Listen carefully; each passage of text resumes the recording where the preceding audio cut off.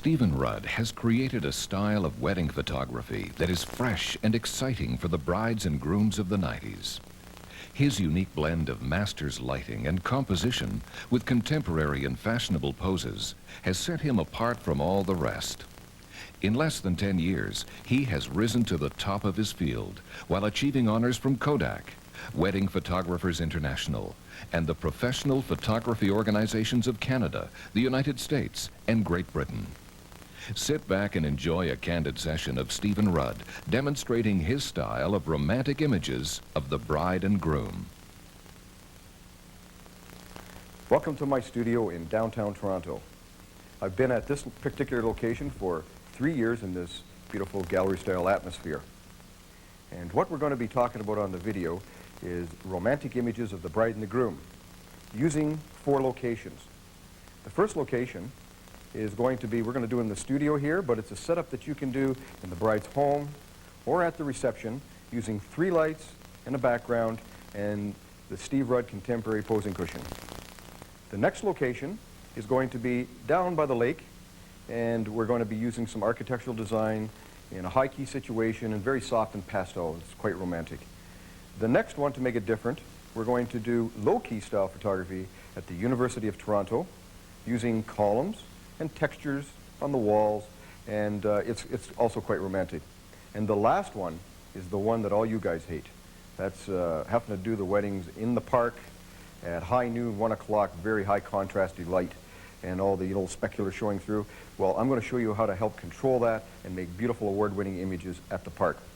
And I'm very lucky. My assistant is going to be one of the top photographers in Canada, master photographer Russell Powell, who has won many, many awards. Best Bridal Portrait, I think, a couple of times. Best Bridal Group Portrait.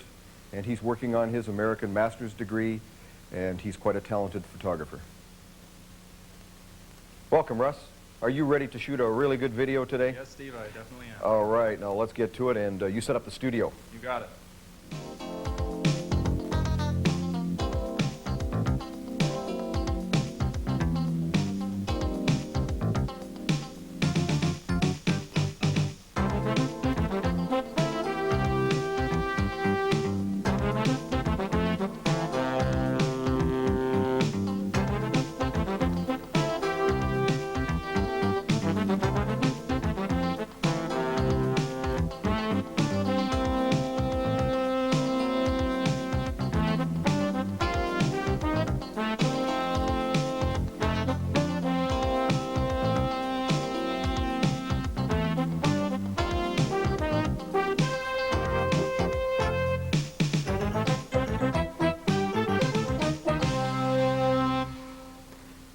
Great job, Russ, but what took you so long? Well, he did do a great job in setting this up, and now what I'm going to talk about next is the kind of lighting that we're going to use and the kind of equipment and some things about the backgrounds and the posing cushion. And we'll start with the lighting. What I like to use is a photogenic and the Westcott Apollo. Now wait till I show you how this works. This is the power light, as you can see in here, and you can see the way it's mounted. We also, for the main light, use a power light, and we use the Westcott key light. And wait till I just show you one of the features of this, which is fantastic. Do you see the center piece in here, which is clear? What this does is that it gives us beautiful speculars on the face, and then subtly wraps around the light so that you have more controlled light. The light automatically drops off. Now, one of the real good reasons to use this light is that it will light up large groups if you have to, so that it makes your job very easy, rather than switching back and forth to parabolic lights when you're on the run. The background light that I'm going to use over here is a Photomaster with a blue gel. And it is going to drift right across with the barn doors on here so that we don't contaminate the bride and the groom, drifting right across over the background. Now, the kind of exposures that I'm going to be using with the fill light, it's set at 5.62, somewhere around there. And it is kept off the center of the camera on the same side as the main light. And the reason for that is that I want to have beautiful wraparound light quality. The main light is set at 8.5. The background light is at f8. And the reason for that is that with this style of lighting, it will contaminate the background. So to get the color intensity we need, we're going to leave that at f8. Now, the overall exposure from the meter will read f11. We are going to shoot at f8.5 to compensate for the soft focus diffusion that we're going to use and the Frank Cricchio soft edges that we'll discuss in a minute. We're going to go over here to the background now. This is a David Mayhew background. It's called the Glamour background.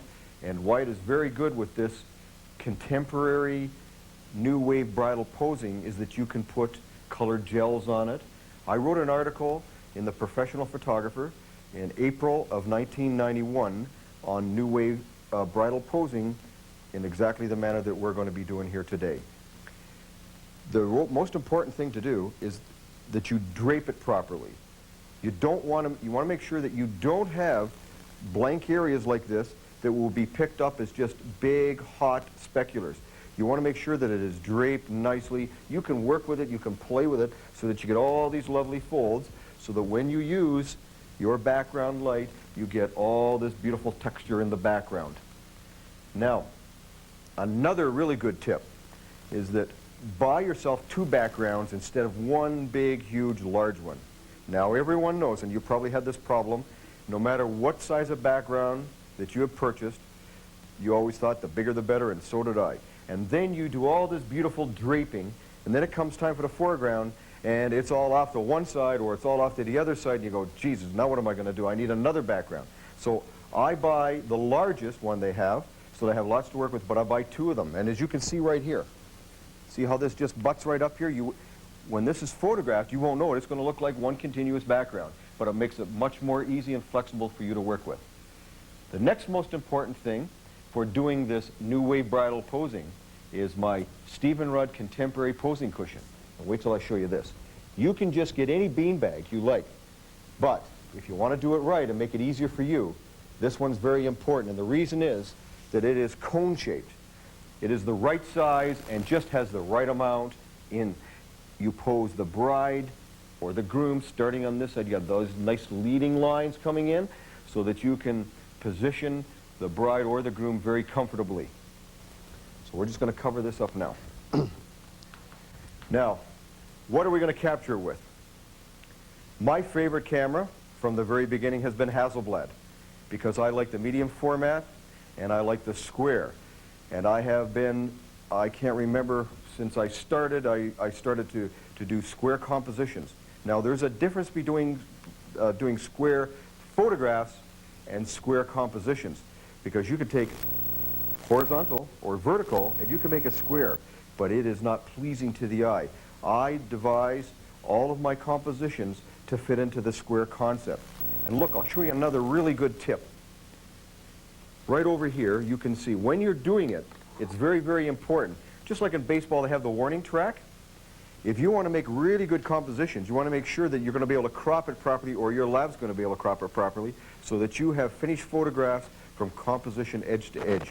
And here's a nice little trick that I did right here. I took a D crop, and you can see right these little red lines here. That's exactly the size of the D crop. So when I'm on the run being a wedding photographer, these are my reminder when I look through the viewfinder. Those edges are at the border of a D crop, so that I would say probably 95% of my wedding is on a D crop, because I look after the composition as I'm shooting it. I'll just put this back together here. And as you can see, Hasselblads go together really fast. There we go. Now, a next very important tool is my Lindell Pro Hood in doing custom negatives. If I were to leave any piece of equipment behind, this would be the last one that I would want. This Lindell Pro Hood, I'm telling you, I've had this one for about 7 or 8 years. It's indestructible. It has other connections that you put on the front here for using longer lenses. And throughout the whole video, when we do our photographs at the other locations, you are going to see me use this extensively. These bellows slide in and out, totally control the amount of vignetting so that you can see in the camera what the end result is going to be like. We use the soft edge on this particular location Out on other locations, we might use the low-key vignetter, and we use a variety of Lindell soft diffusions. You can have the soft rings, the diffusers, and there's many, many others. And one thing that I always do, I take several photographs and I use different diffusions to create different effects and then decide which one I like the best. Now, for the wedding photographer, whether it be in the studio or on location, another very, very important tool is the tripod and how you're connected. So I always like to use, this is a Benbow. It's very difficult to get to use at first, but it is very, very universal. Every leg moves independently so that when you're on the run, it's very easy to use in different terrain. It makes your job real fast. Now, the next most important thing, and I don't know how any wedding photographer can be without it, is some kind of ball head, because it allows you just to lock into position and that's it. It is so fast. To start off with, this is the typical beanbag potty pose. This is what you don't want to do. Russ, could you come on over here? And what I'm going to do is I'm going to show you how you demonstrate, show the bride, show the groom how to pose on a beanbag. This is something totally different. They wouldn't know where to start to sit. So what you have to do now is that you have to show them what to do. So Russ, would you help our bride up, please?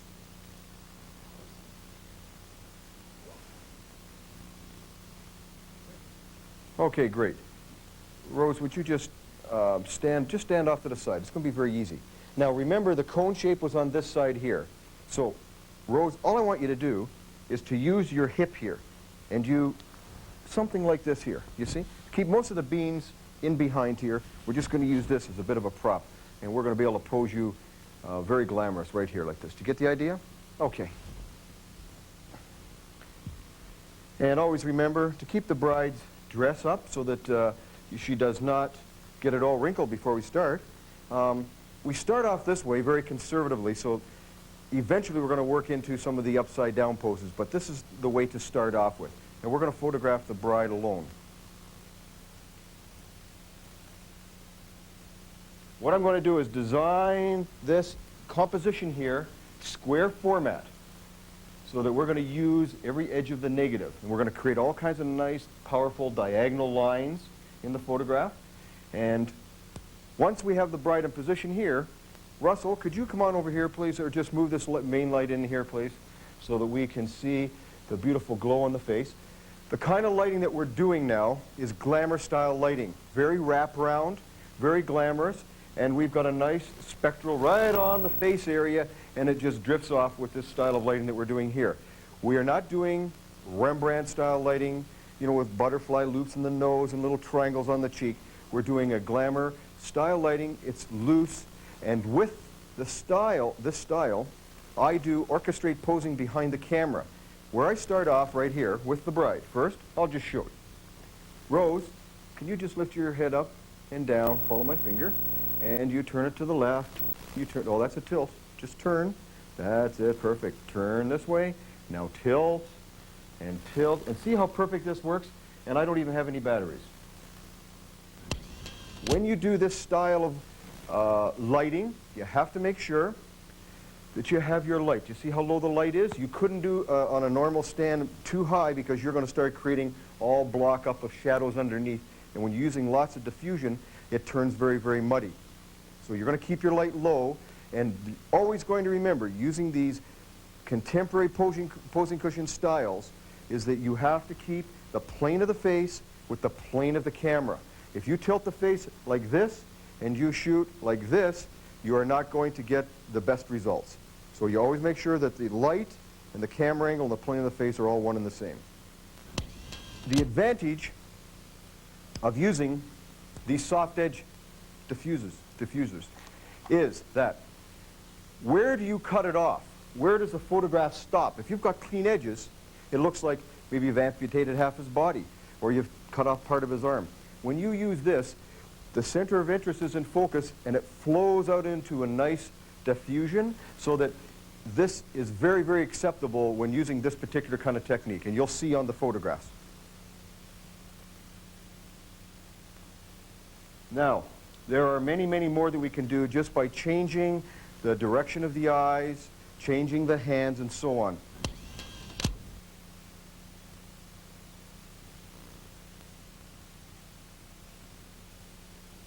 We're going to make the veil fluff up, even on the bride's by herself and with the groom. It's very, very important to style the veil. See, we're going to fluff it all up here.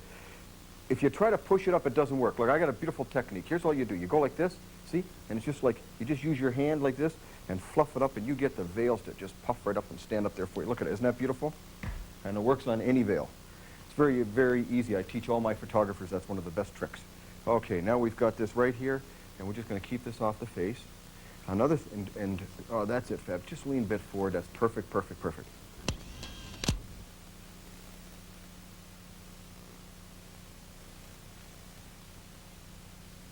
Now, can I see your hand over here, Rose? We can take this hand over here. What we're creating is all these beautiful diagonal triangle lines. Very romantic. The only way that this could be is square. It's beautiful, and it's very hot. And we're going to look right up at the camera. Then we can get Rose to turn right over here. Look right over here, Rose. And then Fab can be looking right over here. I mean, it's endless. Change the diffusion, change the eye direction. You can even change the distance, the camera distance. Come in, shoot it tighter, shoot it looser. You can, without moving them, doing all these little techniques, you can make different photographs. They all look different. The groom has his jacket on now, and the way that we have positioned the bride initially on this posing cushion, we have a little space left right in the back there for the groom to support himself. Fab, would you just mind slipping in there for a second? What I'd like you to do, yes, is just sort of come on and kneel up over here. That's it. Perfect. And you can just support yourself down here. That's great. Russ, would you come over and just pull Fab's jacket down a little bit for me, please? Okay, and Rose is going to rest right on the side of her hand. Now, you can do this. We can use some of this veil here to cover up the hands, you see. We're using the soft edge. And now, they're not in the same plane. So what Fab's going to have to do, when I get ready to take the photograph, Fab, I just want you to just push yourself up a little tiny bit. Could you do that now? Just show us how you're going to do that. And come right over, and he can tilt his head like this. He can tilt his head like that. Or, if we decide, we can use the extra veil. Russ, could I have some of the extra veil, please? And you can see how this is going to work. Put them both in a beautiful cloud. Come on over here. We're going to fluff up this all around, even in behind, up high, Russ. Just fluff it up. See, Russ is an expert now also. And once we put the soft edge on here, it's just going to be white on white on white. It's going to be beautiful. We even have another piece. There's another beautiful photograph. And now he can look over at his beautiful wife. She can look at him. She can take her hand, put her hand right up on the side of his face. You can come in for a tighter composition here. That's it. Perfect. And now I know why my brides almost fall asleep. This is just too comfortable. This is demonstrating roughly the position they're going to be in, but I can't look as good as the brides. I'm just not quite feminine enough. So I think I'm going to get up now that Rose knows what I want her to do. Right, Rose? Yes. Okay, we're going to switch places here, Rose. Okay, Russ, can you come on in and help me here, please? We'll, now, did you see we want our feet in this direction? What I've done now is I've moved the cone of the beanbag towards the front of the background. So the base of the beanbag is in the back here for more support. Okay, Rose. Perfect. Now, we're going to be very careful. We're just going to have you shift around. I'm going to be very careful on your veil so it doesn't fall off and you've got good head support. That's it, Rose. Okay. Now, what we're going to do is we're just going to shift your weight over here just a little bit. Okay, good.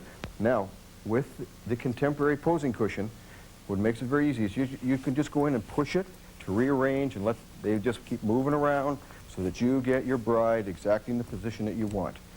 Here, now what I want you to do, Rose, is just, that's it, perfect. Right over here. Can you just swing over that way a tiny little bit, Rose? Just, that's it. We're coming right into position.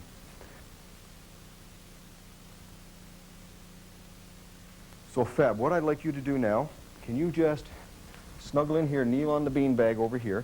Russell, could you have my secondary veil? You've got it already. That's great. We're going to create beautiful triangle compositions.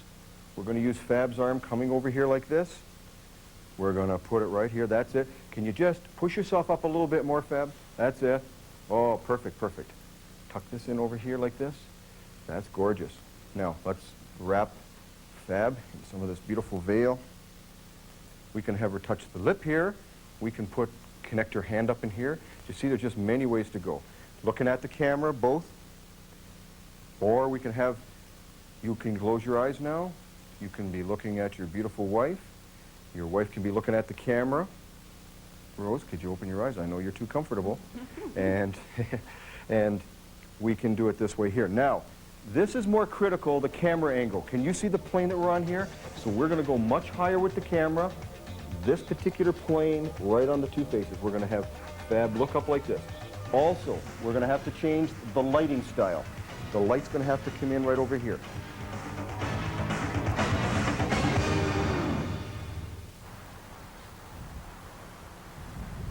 Well, welcome to Sunnyside Bathing Pavilion, and today, as you can see, we should call it Cloudy Side. I have had a print accepted into the loan collection. It was taken here on a beautiful sunny day with lots of cloud formation. I used polarizers, high shutter speeds to make those clouds just pop right out. But if we were doing a wedding today, very windy, very cloudy, I'm still going to take good photographs, and I'm going to show you how. First of all, remember that we are going to separate the technical from the composition. We are going to compose the photograph and then leave the space for the bride and the groom to come in. Now, there's many ways to do this, and I'm going to show you how I would do it, just how the photograph looks, particularly just straight. No diffusion, no nothing. Then I'm going to add the Cricchio soft edge to make it all soft around the edges. Then I'm going to add another soft diffusion in the middle and do it several ways.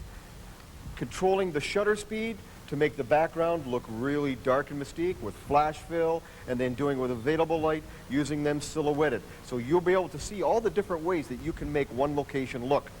Now, it's very, very important that you're aware of camera angles so that the horizon line is not coming straight across their forehead, separating things like that. And also, if you look out here, you're going to see a break wall. We're going to tilt the camera up here and get the right angle so the break wall is going to disappear on the top rail. Now, the technical part about it, I start off with, I'll take a exposure reading from this side. It may say 125, 5.6. That means the photograph is going to turn high key and the background is going to be all soft and pastel, white. Then as I increase the shutter speeds, then silhouette them, then the background is again going to be very, very dramatic. And then we are going to adjust the flash, and we're going to use a Lumidyne on control so that we are going to be able to fill it exactly the way we want it to get that proper balance. Now I'll go over and show you what I'm going to do with the composition. Okay, same thing is going to apply here. We have all these straight columns and this beautiful arch up on the top. Make sure that you get it all in. But we are going to create all kinds of nice diagonal lines. Over-exaggeration again is the word. So first of all, we'll start with Fernando. Could you just sit right back here? That's right. Good. Now, just cross your foot over. That's perfect. Are you comfortable? This is another thing that you should be aware of when you're using rails. What you're going to see now is just the stump of his thumb and wonder what happened to those fingers. So we're going to just have him put the weight on the palm of his hand and let his fingers relax. Not what he'd like to do is grab onto the rail again from this side. Go ahead, do it. That's what you don't do. Let the fingers relax. Same thing on this side, over here, right here. Now, Simone, what I'm going to get you to do is extend this foot over here again, shift away. Now look at, boy, she's got the best hips I've ever seen. Look at this, beautiful curves here. We are going to interconnect the two. She's just going to place her hand over here very gently. We are going to put the bouquet on the back side over here. Perfect, we got this nice diagonal line coming in here. Beautiful diagonal line here, another one here, another one here. Now you just over-exaggerate, just lean into each other, remembering to keep the head towards the camera. Beautiful, fantastic. Now when you're working with this, I mean, you could just continue to go, they can go closer together, closer together. We've already seen this before. We can move her in, put the hand over the shoulder, they can kiss. I mean, there's many, many ways. They are not in exactly the center, because if you put it in the center, it becomes stagnated again. We've just offset them a little bit, so it's just not straight vertical composition. It's beautiful. Now, wait till you see the results of this. And now, talking about break walls, wait till I show you another wall.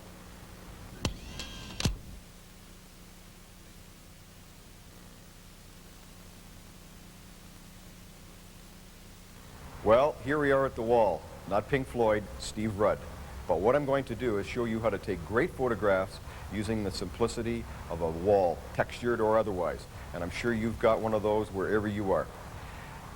The most important thing to look for when you're using a wall is light. We have beautiful, beautiful light direction here. Now, if I take a meter reading from, we've got a major light source over here, to a reading over here, what we have is a 1-stop difference to 1.5 stop difference. Now, remember that you can go 2.5 stops from the highlight to the shadow and still pick up nice fine details. Now, the basic concept in using a wall is really in the composition and design. Over-exaggerating lines and flows and angles, of which we're going to show you how to do. Now, could we introduce our bride and groom? Simone, would you like to step right over here? Just on this side over here. And Fernando right over here. Now, what I'm going to show you is some posing ideas that you can do right on here using a 100mm lens is where I'm going to start. I'm going to start to pick up some of the texture in the foreground here for design in the photograph. And then we're going to pick up the texture in the wall. And you can see right here that we have beautiful lighting ratio. Look at this beautiful specular over here. Nice detail in the shadow. The key, remember, is in the posing. If we were to just stand them like this here, would you just stand over here, Simone? That's it. And Fernando would just stand here. There is nothing happening. This is just plain, vertical, up and down, 8x10 composition. Remember, I shoot square. So I have to fill that negative with the power of the composition, the design flow. Now, Simone, remember, we're going to over-exaggerate things. What I'd like you to do is, would you just put your foot right over here? That's it, right over there. Now, we're just going to practice up a little bit. Just swing those hips and swing those hips the other way. This foot needs to come over here just a tiny little bit to shift the weight. That's perfect. And, oh, look at this. Now we're going to be able to move left and right and left and over-exaggerate. Now that we've got the base, we're working with the base. We're going to work with the base on Fernando over here. Now you can just, would you just push your, that's it, right into the wall. You comfortable? Now remember, even when we're using this, we're going to over-exaggerate again, and we're going to just pull the hand out tiny little bit and keep this beautiful diagonal lines with the elbow here. We're going to do the same right here. Back from the camera angle, what would happen now is that we would lose Simone's hand and her arm. So you got to make sure that we totally separate that. Perfect, right here. See this beautiful line here? To make this more powerful, what we're going to do now is we're going to take this and we're going to bend her elbow. You see this? So we're creating another beautiful diagonal line. Turn the bokeh right over here, and we can even have it slope a little bit so that we have this nice continuous flow going right out here. And we can now play with different styles of swinging the hip. Now we're going to work with the head. Now that we've got the body the way we want it. Remember, the base first, then we work up here. So what we're going to do, now I'm going to go over there and I'm going to do different compositions. I'm going to have you look right over at your bokeh. Now remember, if you're going to do this, we can have her look down like this now, and we're going to get a 3/4 composition, or, because the nose has not broken the cheek line here, 3/4 profile. If we want a straight profile, then we're going to turn the head further, making sure that we've got the hair so that we can see the eye and we get all that nice, beautiful specular. Simone, now, Simone, you're fine. Now, Fernando, what we're going to do is we're going to tilt the top of the head towards the camera. Now, I can give you the directions over from the camera. Remember, this is a tilt. Fernando, you looking at me now? That's it. This is a tilt, tilt, turn, turn, up and down. So I'm going to get you to turn towards Simone. Now, tilt the top towards the camera. Perfect. Now, give me a little exaggeration. Just lean into her just a bit. Beautiful, beautiful, beautiful. This is one composition that we could do here. Another one now that we could do, changing, we would offset this composition, and I'll show you in the photographs later that we would have the bride and the groom in the offset left position because the energy is going in this direction. We can leave some vacant space over here that would just totally balance itself out. Now, when they're looking at each other, we're going to shift the hips the other direction, like this. Perfect, keeping it flat, over-exaggerating it like this. That's perfect. And now we can be looking at each other, just like this, and we can put a soft focus on it, remembering now, if you want to keep the eyes so they look perfect, we don't get too much in the white in the eyes, we are going to get Simone to look somewhere over here. You look at his, look in this direction, almost like you're trying to see his ear, but you can't, which brings the eyes around. If you turn and look over this side, see what happens? All we see is the whites of the eyes. So you turn your eyes over this way, just a tiny little bit, looking right over here somewhere. See this? Perfect. And now, we could put a soft focus on it. It's going to look different. We could take the soft focus off. Can you look at the camera now? You'd look at the camera. You could tilt your head this way. Perfect. If you're looking at center composition now, you wouldn't want to have the head tilt over out this way because you're taking the composition of the photograph off to this side, so we would tilt it this way. Now, what we can do now is interconnect the two by using the hands. What we're going to do now is you're going to just open your hand out so we can see your thumb. That's it, and gently just hold it. Now you see, we've interlinked the two. Nice lines coming in here, nice lines out here, nice lines out here. We're going to shift the hips. Now you can just go like this. We can look at each other again. We can look at the camera. It's perfect.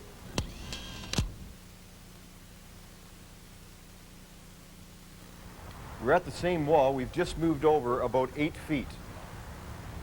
What we're going to do now is that we're going to do 3/4 composition, and I have now switched over to the 150 millimeter lens.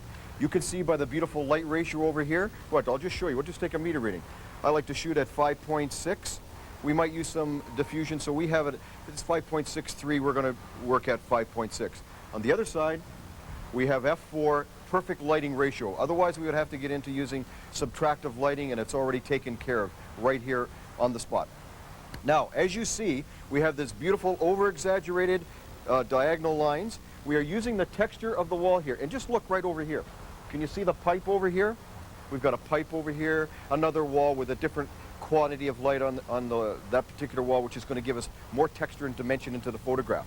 The camera is back over here. What we're going to capture is this. We're going to eliminate the pipe.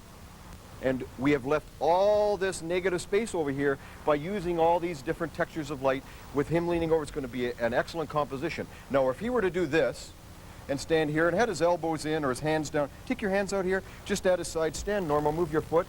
Now, we are talking, this is a no photograph. You're never going to win a salon portrait with this, or you're not going to get the best out of this particular situation. So it's all in over-exaggerated poses. Now, would you just cross your foot again for me, please? He's crossing his foot, puts his hands in his pockets. Now remember, keep your elbows in. Still not good enough. We're going to bring his elbows out. Now I want you to tilt over, and now we can get him to look on the camera. Russell's going to be over here with the reflector, kicking the light in to enhance under the shadows. Now, with this composition, and we have left this negative space over here because of his tilt, still a beautiful photograph. Guess what? Simone, would you like to just step in over here, please? And you watch this without moving the groom at all. We're just going to have Simone turn her back. We're going to do something totally different. Use her hand over here. Stand over here just a bit, Simone, remember? That's it. Remember, we've got to work with the base, even though we're going to do 3/4 composition. Take this, and we're going to shift that weight in. Whoa, beautiful hips. Look at that nice composition. She's going to extend right over here with this arm. We're going to get a nice diagonal line here, just a beautiful tilt. Take the hair off. We're going to do a 3/4 profile. So Simone, that's beautiful. I want you looking right down over here. Just tilt, lower your chin just a tiny bit. Gorgeous, gorgeous, gorgeous. We're just going to see the hand over here. Fernando is going to look in the camera, and we may do one without any filtration on it. This is beautiful, clean, clean light, and it's very, very soft. We didn't use any filtration on the groom. When we introduce this beautiful bride, we may want to just use a very, very slight soft edge, maybe the Soft Rings 1 by Lindell, or maybe the Soft Rings 2.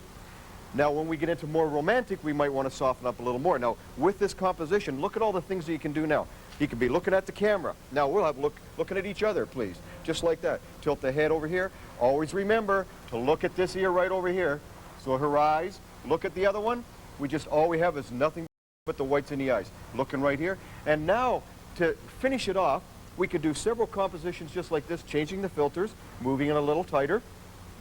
A great way to finish it off is now. Can you both just have a beautiful kiss?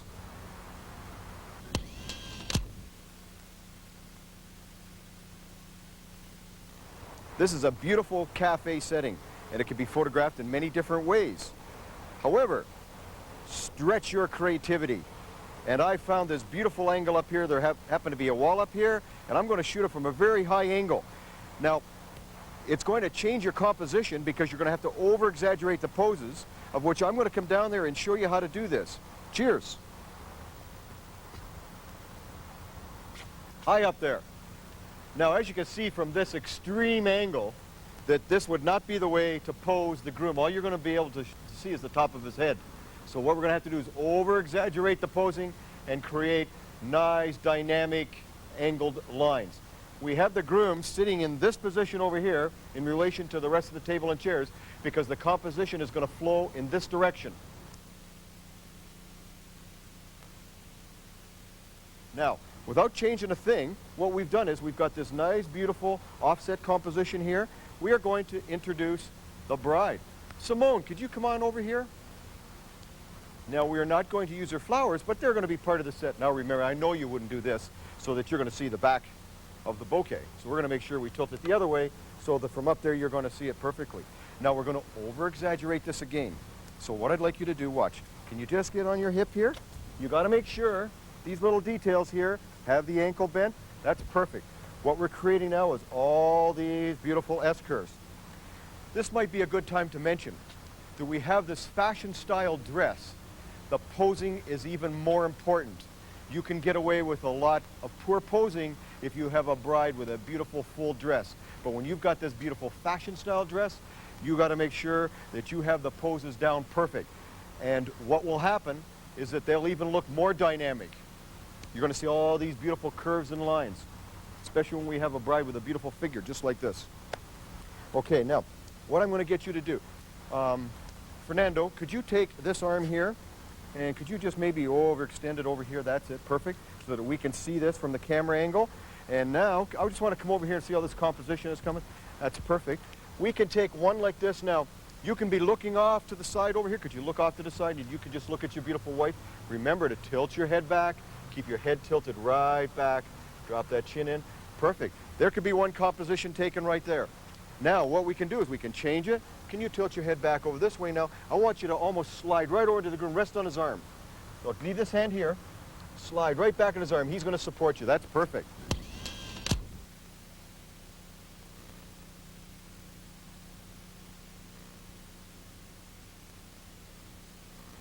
Now, this is a nice location that you could probably find at your reception or maybe at the church. The secret to it is looking for the light. The next most important thing is to separate the technical from the creative side of you. Now, I'm going to go into that just a little bit more. The creative side. Now, imagine that you were a painter and that you saw this beautiful scene. You have the beautiful foreground, all the greenery, the tree on the right-hand side, that open space of light over there, and you are going to capture that. So the next important thing to do now is to have the right lens to get exactly what you want in. In this situation, I've put my 250 millimeter lens on, carefully to catch the scene as I see the finished photograph. Not coming too close to that tree to chop it off. I've even seen that in print competition where there wasn't enough room, you've only got half the tree trunk. We've got the tree, nice space, open space to the right-hand side, and left the area where that beautiful open light is for the composition of the couple. We have a wall in the background, which is just fantastic to create subtractive lighting. The open sky, which we're going to get beautiful rim lighting on the faces, and we're going to design the composition so that it flows into the photograph. We are going to use the Harrison black dot filter. Remember to compensate for that exposure so that we don't get any light flare off the white of the bride's dress. We are going to use the steps. So Fernando, would you please just put your hand here, just step one down one step. Just this one, leave that foot up there. Okay, Simone, would you just like to come right over here? Now remember, we are using this beautiful, slim, fashion-style dress, so we're going to over-exaggerate the pose, even though we're with a very long lens far back. So what I want you to do now is just take this foot right over here. Remember the base. The base is very important. And I want you to swing your hip. Watch, we're going to leave this hand down here. We're just going to use this very, very nice. And you can put your hand right on your wife if you like. We have them connected. He's the connection between the two. We've leaving these open gaps of light here to show off her beautiful hips. Now, we can, if we like, we can shift the hips this way. Shift them the other way, please. That's beautiful also. We're going to have you look right down over here like this. Gorgeous. And you're going to look right at your wife. Remember to over-exaggerate, tilt the head towards the camera so it's very, very animated.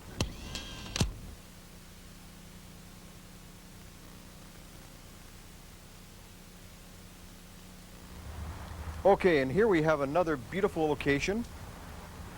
Look for little nooks and crannies. Look for places that you can have your groom lean on. He could put his foot up. Would you just like to put your foot up there, Fernando? Look for all these little places that you can do this, because what it does is it'll get away from the stagnant kind of composition, and you'll get more flowing diagonal lines, which is what we're always looking for. Now, to take the right photograph here, see, you could take the photograph from here, but if you look at where I've got my camera placed, you just move over here. We're using this beautiful diagonal line coming into the photograph. It's going to be very, very contemporary. Russell, can you just come on over here with the reflector? Because we're just going to fill all this lovely shadows and open up those eyes. You could just see it happening right here. Russ, just kick that light in there. See his face just come alive? Look at that. Isn't that beautiful? This is how we're going to capture that. When I take this photograph, without moving the groom, we are going to get our beautiful bride in here. Very simple. The idea is keep it simple. Can you just step right in here, Simone? Now she's up a couple more levels so that we won't have two heads at the same height. Watch this beautiful composition. Can you just step right in here? She's going to get a hold of her man. Look at that. And bring this hand right around the edge here. That's beautiful. And now just tilt your head forward right here like that. That's gorgeous.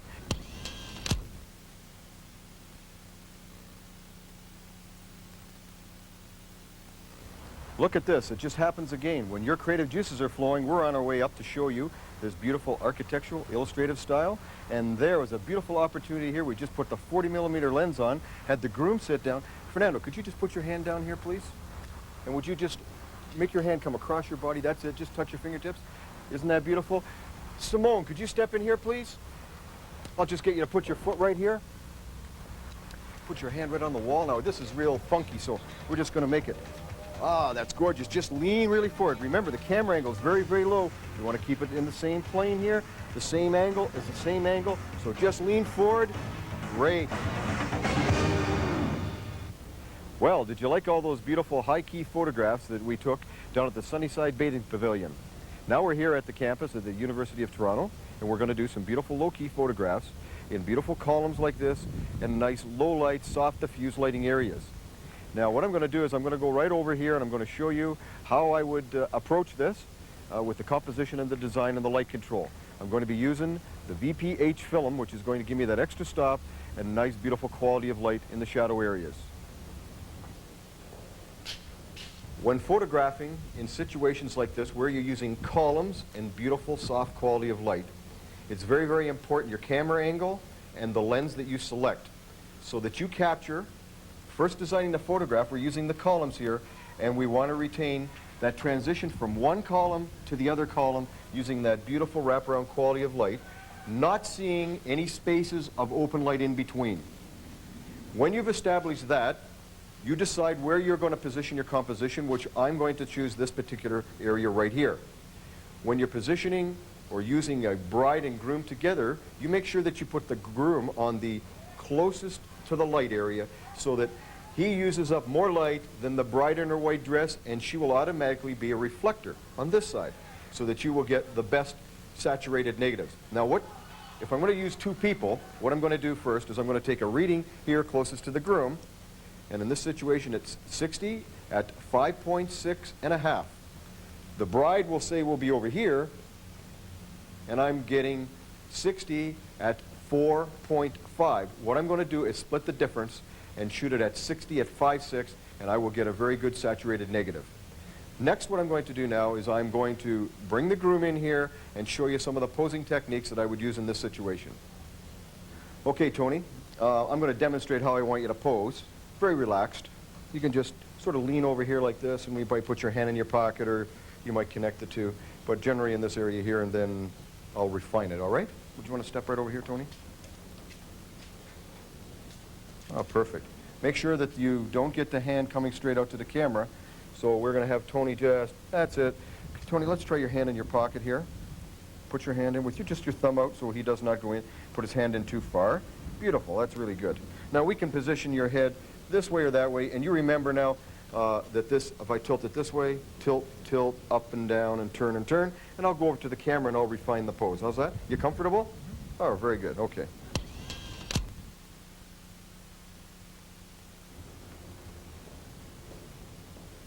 Oh, and here we have Angela taking a photograph of the groom. How does he look through there, Angela? Fantastic. Doesn't he look great? Now, this is a very, very good concept. What it does now is it gets your clients involved with the shoot. It gets them excited. And for sure, she's not going to want to leave this one behind because she's going to take it. Now, go ahead and take it. Fantastic. Now you're a photographer. And now that we've taken these full-length photographs, we're going to do some composition from the waist up. And what we're going to do now is we're going to use a 150 millimeter lens, and we're going to raise the camera height. And remember, I always use something to soften it up with. I'm using the Lindell Soft Rings 3 now, just to take that little edge off and to give nice, beautiful skin tone qualities. Also, we have a reflector here. As you can see, there's quite a difference. This is a Westcott reflector. And if you'd like to look over here, can you see it? Would you take it away, Russ? Take it away. There's without the reflector. Now let's see it with the reflector again. Beautiful. Always remembering that when using a reflector, it's not a source or direction of light that you're trying to do. All you're using it for is to fill in some of the shadow areas and to give us a nice wraparound light quality.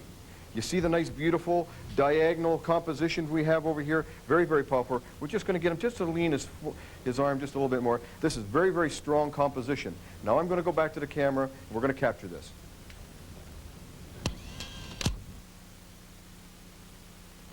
Okay, now what we're going to do is we're going to do a series of full-length photographs by using the 100mm lens and some soft diffusion, maybe soft rings 1 or 2, and then we're going to move into 150 lens and do some 3/4 and close-up composition using maybe diffuser 2, that's the Lindell system, and along together with using the Westcott reflector. And what you got to remember is this, that don't sacrifice all the negative space off to the right-hand side by doing this kind of a thing, positioning the dress way out here. There's nothing happening over here.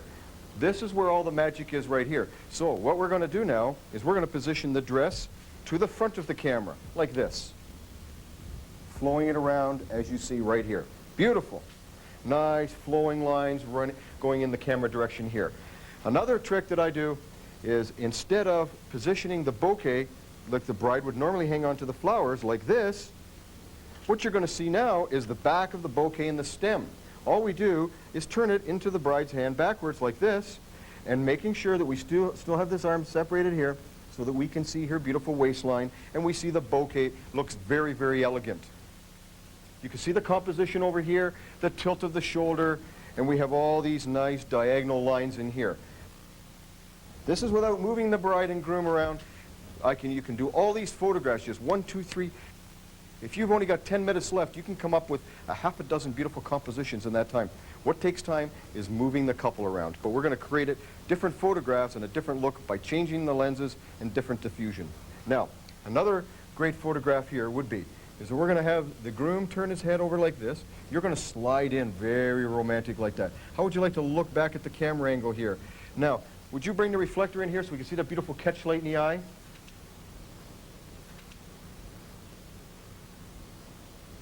That's it, and you're looking back at the camera. And now, we could take this hand and bring this hand right around on his shoulder. Right around on his shoulder. Oh, we've got a hold of our man.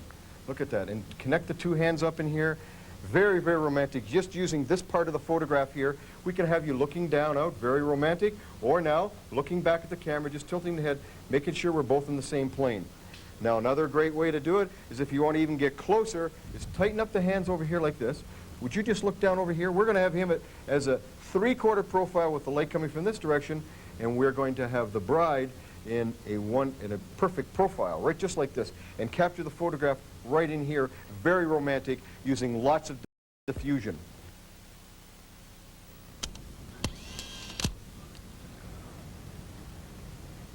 Beautiful composition. Now, the technical part of taking this photograph is I'm using a 250 millimeter lens so that I get that beautiful compression from being long, long away, getting as many of the columns as I can into the photograph. If you'll notice, I've got the camera height is very, very low. It's almost on the floor length. And the reason for that is I'm going to get that beautiful look swooping right in to the beautiful pose in the composition. I'm using a Soft Rings 3, and I'm switching from a Soft Rings 3 to a Soft Rings 2 so that I'm going to get a different kind of diffusion. I'm using VPH film. You probably heard 2 clicks, and the reason for that is, one, I'm releasing the mirror first, then I'm taking the photograph, releasing the mirror, then taking the photograph. The reason for that is, anything from a 15th of a second and lower, it is more safe to release the mirror first so that you don't get any vibration within the camera, so that you'll get that nice sharp clean edges on all of your negatives. Now Russell is back over here in one of the columns with a reflector, and we're just going to go right over and refine the posing techniques within this composition. Okay, Ange, Tony, you guys are doing great. Now, what I'm going to do is just refine this photograph. What I'd like you to do, look, is put your hand just a little bit lower here. From this angle down here, we want to make sure that we are not chopping off the end of his finger. So if we go over here, the one column here, all you're going to see is part of his hand. So we're making his hand low here. We're going to shift your weight. Just shift your weight over here. Just move your foot over just a bit, Tony, in behind her, just a slightly little bit. Just relax. Move those hips. That's it, that's it. So we're going to get, that's it, perfect. I want you to lean in, over-exaggeration, remember? Same with Ange. Now what we're going to do, she's got her feet standing together. What we want to do is take this foot over here like this, so that we got that beautiful body language, and she can swoop this way, she can swoop this way. We're trying to create all kinds of motion and flow in the photograph. Isn't it beautiful? And we're going to tilt over this way now because we want the connection between the two. Making sure that the fingers do not come around the side. Pull them back so we don't see those little hot dogs. Now this is a very interesting little part of where you grab the train. You don't grab it here because what you have is a straight line running here and straight down here, and you got a big blob down here. What we want to do is grab the train somewhere about halfway in between, like this. Now, this is great, but what happens to the composition? We've got all these beautiful lines, beautiful opening here. We're just going to tilt this elbow out here, hold the bouquet down. We've got a nice light trap in here, so we're accentuating her waist. Now, the beautiful composition, it goes here and it drops straight off. How to take care of that is just take this back part of the dress here, like this, and all you do is just pull it out here, and you see what's happening now? We've got this and this nice, beautiful diagonal line continuing out the flow here. Now, we're just going to face the groom, put your hand right over here. Watch. I want you to press into him, take this foot and lead it right over here. So we got all kinds of beautiful, oh, look at that beautiful, that's gorgeous. And now what I want you to do is just lean right over here like this. That's perfect. And we can put our hand in our pocket now to change the composition again and bring the elbow out. So we got all those nice, beautiful diagonal lines. You can bring this foot out here just a little bit more so we can get just a little, cut the hip in so we get just a little bit more body language. Beautiful. Take the train back here. This one here, we don't even need the bouquet for. Now, we're going to do the bride alone. What we do is, Tony, can you just step over here for 1 second, please? Here, you step right in here like this. Beautiful. Now, let's make sure that we have the veil pulled out. Here, we're not using the bouquet. Put your hands on your hip. And what I want you to do, remember the feet. Take the foot out here, over-exaggeration. Twist those hips. So we got nice flowing lines. Russ over here with the reflector, he's kicking all this beautiful light right in her face. And the camera is going to be right over here doing a 3/4 composition. We can also have you swing this arm out here. Perfect. Look at this. Swing this arm out here towards me. Angie, now look at me. Just don't turn your head. Just leave it tilted over a bit. Look right at the camera. Another beautiful photograph of the bride by herself. We're going to be cutting this off here about 3/4, and we could do a nice beautiful full length here. And now we can have her cut her hips the other direction, looking right down over here. We got all this beautiful body language, nice S curves, little light traps in here. Okay, Tony, would you like to come on over here? Now we're going to do one of these photographs, Tony. It's going to be more like a fashion style look, where the focus is on your wife, and you're going to be just subtly in the background, out of focus. So come on over here for a second. I would say somewhere about here, Tony. Now what I want you to do, look, you can put your hands in, so we got all this beautiful diagonal composition. And now what you're going to do is just shift your weight, and you're going to lean, and sort of that you're trying to look around to see her face. All right? Okay. Ah, perfect, perfect. Now let me see what we've got here from the camera angle. That's going to be fantastic. What's going to happen now, we're going to be shooting this at 5.6 with a long lens, 250 millimeter lens. We're going to capture it right here, beautiful light on the face. He is just going to be subtly out of focus. Now what we're going to do with the bride, instead of standing out here, we're going to have her peeking around the edge of the column here. So you're going to be like this, Ange. See, look, peeking around just like this. Oh, that's perfect. And we're just going to take this dress out of here.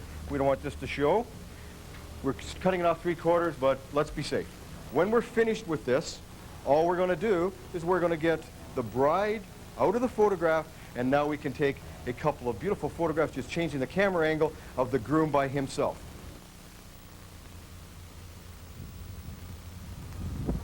Wow, look at this piece. Did you order this? Hey, we should go boogie. Is the driver around? Let me see. No, he's not in it. So you know what? Why don't we use this? We'll take a couple of wild photographs right in the front. Come on over here before he gets back. Okay. Let's go. Here we go. Let's go. Okay, Tony, you step right over here. Look at that. Perfect, perfect. Okay. Put your arm right on her waist, right on her waist. That's it. Put the foot right over here. Over-exaggerate it. Put your hand right over here. Look at this. And we even got nice light to boot. Tilt the head towards the camera. Now, let's go get my camera. Okay, now that we've finished the shoot here, I'm sure that in your town that you can find some little nooks and crannies, maybe not exactly the same as this, but some places that you have to look and search for the light. If you can't find it, give me a call. I'll be glad to come down and show you. What we're going to do now is we're going to go out, high noon, bright sunny day, very, very spectacular. Those kind of days you hate to take photographs. We're going to go to one of our local parks, and I'm going to show you how to control that light and come out with award-winning photographs. So let's all go to the park. Well, here we are at our local park. It's called Riverdale Farm, and there's lots of children around here, and this is a typical terrible sunny day for photographers. Very contrasted lighting. We're going to try to make the best of it. So what I'm going to do is we have selected this particular area right over here, which has some nice shaded area, and you can see by all the specular lights. This would be the worst place that you'd want to take a photograph, but this is what we have to work with. The key to it is to use the right equipment. As you see, we've got our Bembo tripod out here, and we are going to use our Lindell double bellows, and we are going to use our glass low-key vignetter. We are going to control the light situation here. We are going to make a custom negative and not have to worry about making a custom print. Now, to start off with, the most important thing is to select the right lens. I have decided to use a 150 millimeter lens. And the reason is that we are going to use this beautiful rail fence as a nice diagonal lead-in. We're going to use these trees framing over the left-hand side. The open sky is over to the right, so our composition is going to be going from the left to the right using that open light. The low-key vignetter here that we are going to place on is going to get rid of this extreme light in the foreground. It is going to take care of the light, the speculars in the background here, and is going to make a beautiful photograph. And what we're going to do now is we're going to insert this. How I work usually is I'm going to set it up first, and then I know exactly where I'm going to position the couple, whether it be in the thirds, the fifths, or the sevenths in the power of the composition. And I'm going to set up the camera first, design the photograph, and then I'm going to get the bride and the groom into the photograph. I like to start with the feet, demonstrating the basic structure of the composition so that when I try to position the groom, that he has an idea of what we're going to be doing. Now, Tony, you seen how I did it here? Like, let's see you. And look at that, just perfect. And we're starting with nice diagonal lines here, very powerful, beautiful direction of light, got a nice ratio here, and now we're going to introduce the bride. How are you today? How are you? Just fine. Now, what I'd like you to do is to turn this way here, bring your foot just over here, just almost in front of Tony, turn your back towards the camera just a little bit. Use this line over here, leading in here perfectly. We are going to twist your body just a bit. Gorgeous. Look at that beautiful, beautiful light on the face. Tony, now you can put your arm around your wife here. When posing the hand around the waist, it is fine to show all the fingers. What you want to be careful of is that if you position it here, and then all you see is little hot dogs coming around the corner. So he is going to get a hold of it. That's perfect. You are going to position your foot right over here, just a little bit more. Very important to get the feet in the right position, because this is the base of the composition, which is going to make it flow.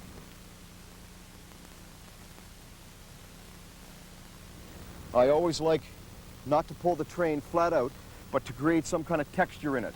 If it goes too smooth and too straight, all it is one big, huge contrast of white. So we're going to try to get some texture in here just a little bit by just moving the dress around and creating all these nice folds in it to give us nice texture. What we're doing now is refining the pose. She's probably very comfortable like this, but what we're going to do now is we want to make her look very, very elegant. We're going to turn this into an award-winning photograph. So we need to create some body language, some S-curves. So what I'm going to get you to do now is just to press into the groom. Perfect. Look at that beautiful flow here now. His hand's right over here. We're going to get her to lean forward, drop her shoulder in. She's going to remain a 3/4 profile from the camera angle. Now, Tony, you just lean forward to her just a tiny little bit, just looking right over this side.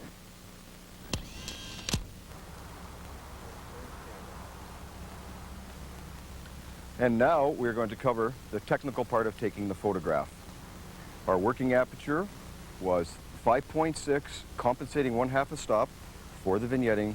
Now we're at 4.5 at 125. We are going to use Super Soft 2 by Lindell. Now I never take the same photograph twice, so we're going to use different types of diffusion. We're going to go from here right to the Harrison Black Dot by Lindell.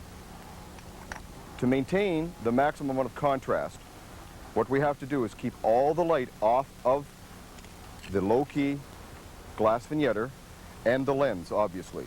So Russell, would you come on in here, please? And we're going to put a reflector on here to keep all the light off. And now I'm going to drop in my Super Soft 2. The reason I'm going to use this particular filter now is the composition that I have is the two of them very intimate and very, very romantic. And it's very, very diffused. And sometimes using this filter, the white dress, you may get a flare. It's quite acceptable in this particular posing and composition. When I take this photograph here, I am going to then switch to the Harrison for composition 2, which is there looking out towards the light source. This, you have to compensate for 1 full stop. And the black dot, what this does, is that this eliminates the flare on the white, makes it a very, very clean, soft focus, which is going to be a totally different look. Oh, you guys are doing great.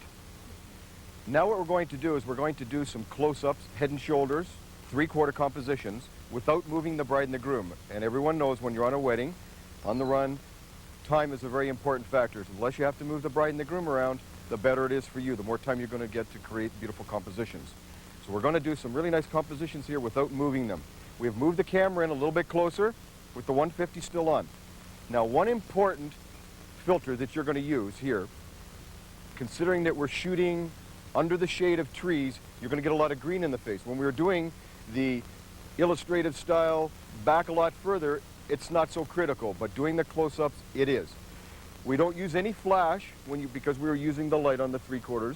When we're coming in now to do the close-up compositions, we need some more light. So this is when we're going to use the reflectors, and we're going to use a Stingray warming filter, which is going to help eliminate some of the green. You have to compensate 2/3 of a stop when you put this on. What we're going to capture is basically right in here. We've got nice, beautiful diagonal lines, very powerful triangle composition here. So we're just going to refine it now and make it very romantic. You just lean forward a bit. Lean forward just a bit on this side, Tony, and almost just touch your forehead right here. Beautiful. That's very, very romantic. Lovely, lovely light here. Russell, could you just fill this in here, please, for me? Oh, perfect, perfect. There we go. That's my photograph.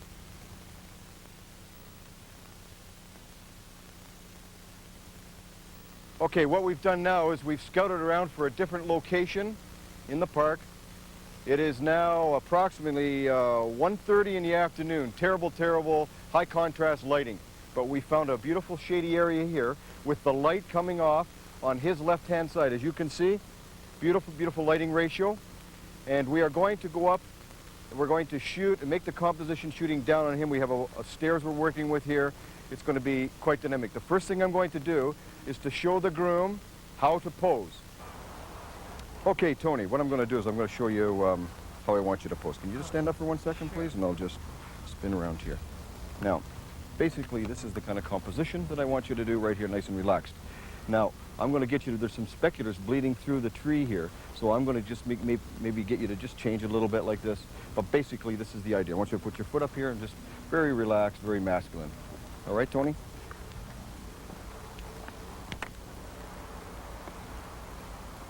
Now, we have some hot light coming in here, so I want you to just slide this way a little bit forward, more forward. Keep going, keep going, keep going. That's perfect. You comfortable? Yep. We're going to be looking right up here at the camera. That's perfect. Maybe we're going to take your arm here and just relax it like this. And the same thing right here, just, and show a little bit of cuff. Yeah, Tony, looking right here, perfect. Now what I'd like to do is to introduce the bride into this pose. Could you come on over into the set, please?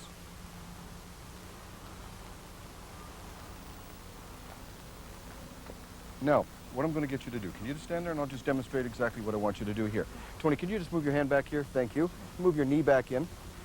What I'd like you to do, watch, just sit. Don't sit like this, but I want you to just sit on the edge of your hip, right on the edge. Now, we're going to use this, see this beautiful line here, so that we've got nice, beautiful S-curve. Even though we have your bridal gown on, it's going to make you look even more elegant.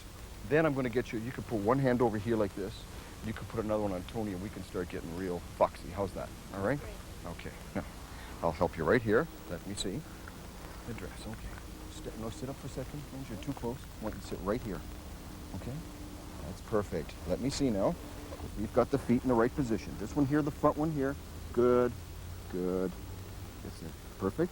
What you always have to remember is that, you see, we've got this leg, so we've got one nice big beautiful diagonal line. If you do this, move this foot forward, move this foot like this, you see what you've done is you're breaking up the lines.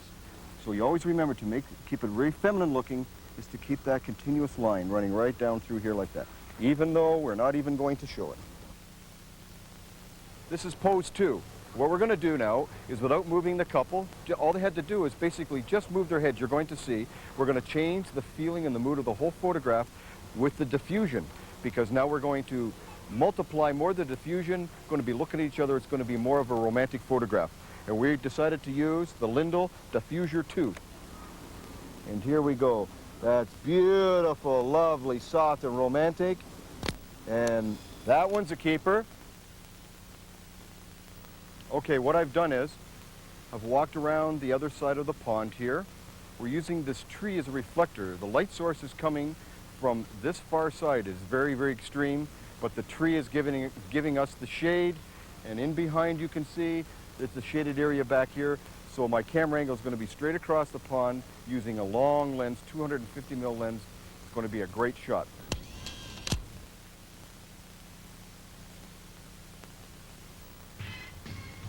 And who says I can't walk on water?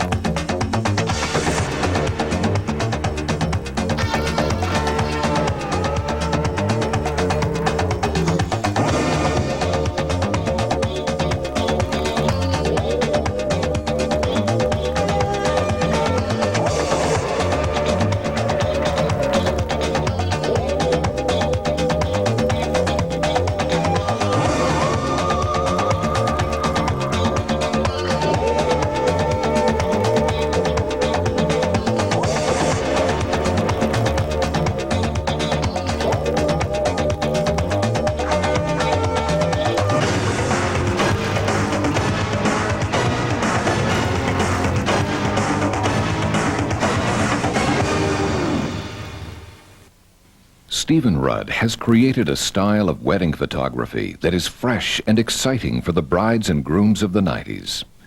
His unique blend of master's lighting and composition with contemporary and fashionable poses has set him apart from all the rest.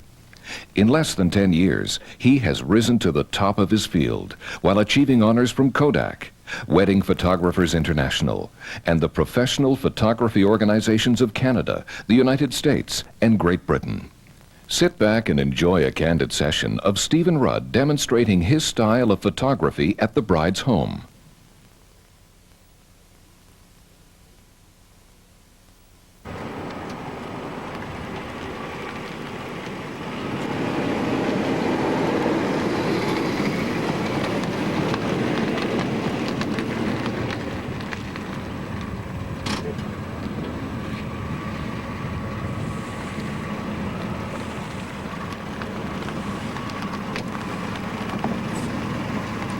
Okay, Sean, have I got lots of room there?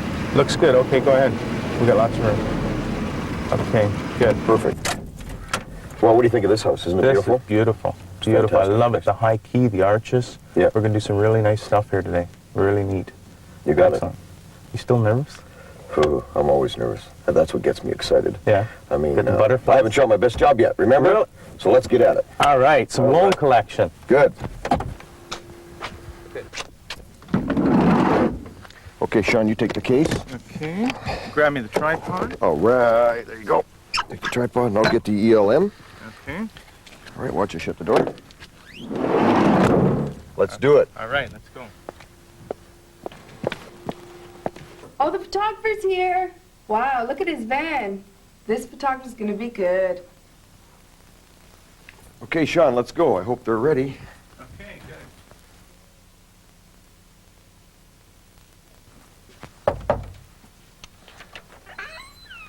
Hi, Steve. Hey, how are you? Isn't it a great day? Beautiful day. We're ready to We shoot. asked for this day. Yeah, beautiful, fantastic. beautiful. This is my assistant Sean here, who's going to help me all How are day. you? All right, Come so on we'll in. get started.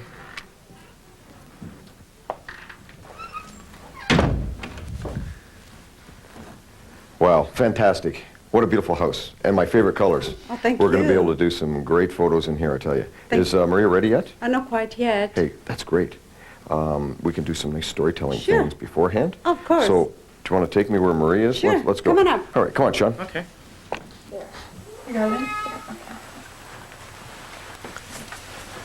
Hey, how you doing, Hi, Maria? Steve. How are you? You're looking great. Good. A little nervous and excited. Don't you worry, everything's going to turn out I'm perfect. sure it will. This is Nicoletta, my maid of honor. That's How you Steve. doing? How you doing, Nice to Nicky? meet How you doing? Thanks. Oh, who took that great photo? Gee, I wonder who, Steve. By the way, I forgot to ask you before, but did you bring the stand to set up? Of course I did. I have to go back. Good. We wouldn't want you to do that. No. What we're going to do, Marie, is we're going to do a nice storytelling thing with you holding the dress, and you're going to be sitting right over here. Sean, I think the best thing to capture this would be with a 60mm lens and to get my Lindell soft edge vignetter. And come on, right over here. Marie, step right over here. I'll show you what we're going to do. It'll be fantastic. Here, I'll take that. All right. Sit right on the edge. Yeah, just sit on your hip, a little bit more on your hip. That's fantastic. And you want to sit right in here. That's it. And you can sit a little bit more on your hip this way. No, the other way. The other way. That's it. Fantastic. And here, I'm just going to go in here with Maria first.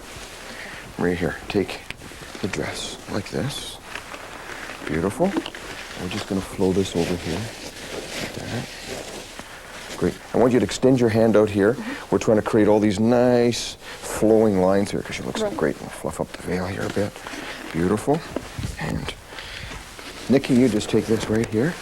And you hold this hand out here too so we create a nice line out here. That's perfect. Now what I'm going to do, put your hand over here so we see all of your fingers. That's it. That's better. And the same here so we can see sort of, yeah. Just sort of hang on to it with you. Perfect. And I'm just going to get the photo out of here when I get ready. But you two girls, what you're going to do is look at each other. Look at each other. And you're going to tilt the top of your head towards the camera. Here, we'll just get a little bit of hair to your right. So we're just like this. Hey, fantastic. I'll go over here and perfect it. Well, that was a great shot. What I'm going to do now is go downstairs and set up a studio So how long do you think you'll be getting ready, the two of you? About 15 minutes or so? And then I'll come back up here, and then we'll continue on and do some more window lights, all right? Can't wait. It's going to be fantastic. No problem. All right, let's go, Sean. Okay, Sean, let's scout the rest of the house out to find where we're going to do all the beautiful classic compositions in here. We got the window light looked after in the bedroom. Yep. So we'll do all the family portraits in here. Now let's go find out where we can set up the background. Great. Upstairs somewhere, all right? Sean, this is fantastic. Oh, It's beautiful. going to be a great studio. All we have to do is move a few chairs, and it's going to be great. Excellent. And here we are at a typical wedding, 3 hours before the church. And if your bride's not ready, it only means one thing. It means that you're not getting paid enough. And I'd like to introduce Sean here, who's my assistant today. He carries all the heavy bags, because if I carry too many heavy bags, it ruins my creativity. And he lets me tells me how much film's left in the camera back and if I'm on F8. And look at the way we're dressed. Very contemporary. It suits our style of photography. We don't wear tuxedos because we don't want to be dressed better than the groom. Remember, he rented his. But we don't dress like some of those idiots who look like they just jumped off the golf tournament. So, Sean, what I'd like you to do is to set up my 4-light studio here, and I'd like to put the key light on this side over here and put the background over here. And I'm going up to see Maria, and I'm going to do some beautiful window lights in the bedroom and all that. And as soon as you're finished, you come on and see me, okay? Great. All right. Got you covered.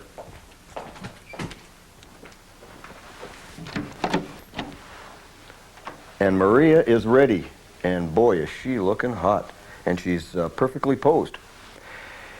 What we're going to capture this with is using the Ilford XP2. It's a black and white film, C41 processing. It's rated at 4, and we're going to shoot it at 320. And as you see on the left-hand side, there is a bathroom door that we've opened to create beautiful rim light down Maria's right-hand side, so that we've got it in the flow of the composition. We're going to photograph it like this with the doors like this. Now, to make it different, we like to use different styles of film. So we're going to switch to colored film now, and we're going to use the Agfa 1000 and rate it at 800, and it has a beautiful, beautiful grain structure. You're going to see the results in many of the other photographs that we're going to do. To make the composition look different again, we're just going to take the doors here and open the doors wide open like this. And so we're going to create a whole different look, as you're going to see right here.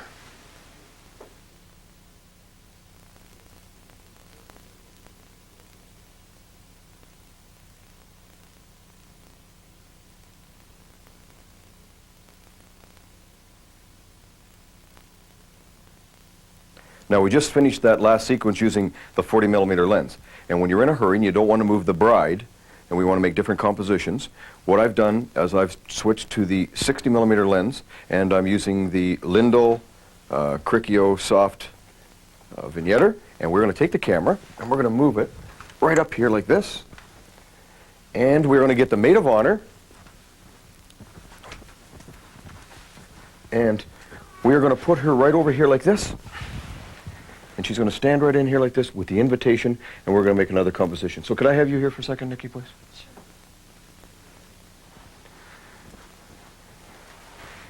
Just stand right in here.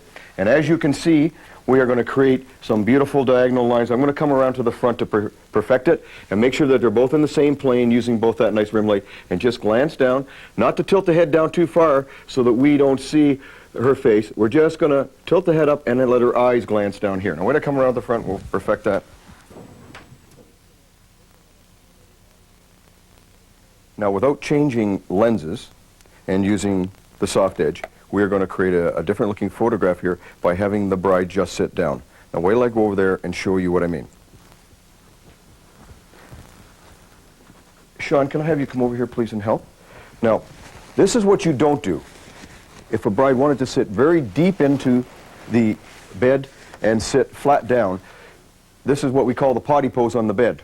It's going to be very, very hard to create a good composition. What we want to do is, can you stand up again, Maria? We want to have her sit just on the edge of her hip. Sean, go over there and help with the dress, please. Right there on the bottom. Thank you. And sit right on the edge here and make sure, and you can make sure that's all neat in the front here too. And to perfect it now, we got to get the composition flowing towards the direction of the light. So we're going to take this bouquet and put it right over here like this. And we're going to take your hand. We're going to create a little bit of light trap here so that we've got some separation between the bride's waist and the rest of her dress. We're going to do the same thing with this side here, and we're going to get you to actually over-exaggerate, just lean into the photograph like this. We're going to extend the veil over on this side. We're going to make sure that her chin is not dropped too low like this so that we have no separation between her chin and her shoulder. And then we're going to tilt her head. Now what I'm going to do is I'm just going to go over there and perfect it, but this is the general composition right here.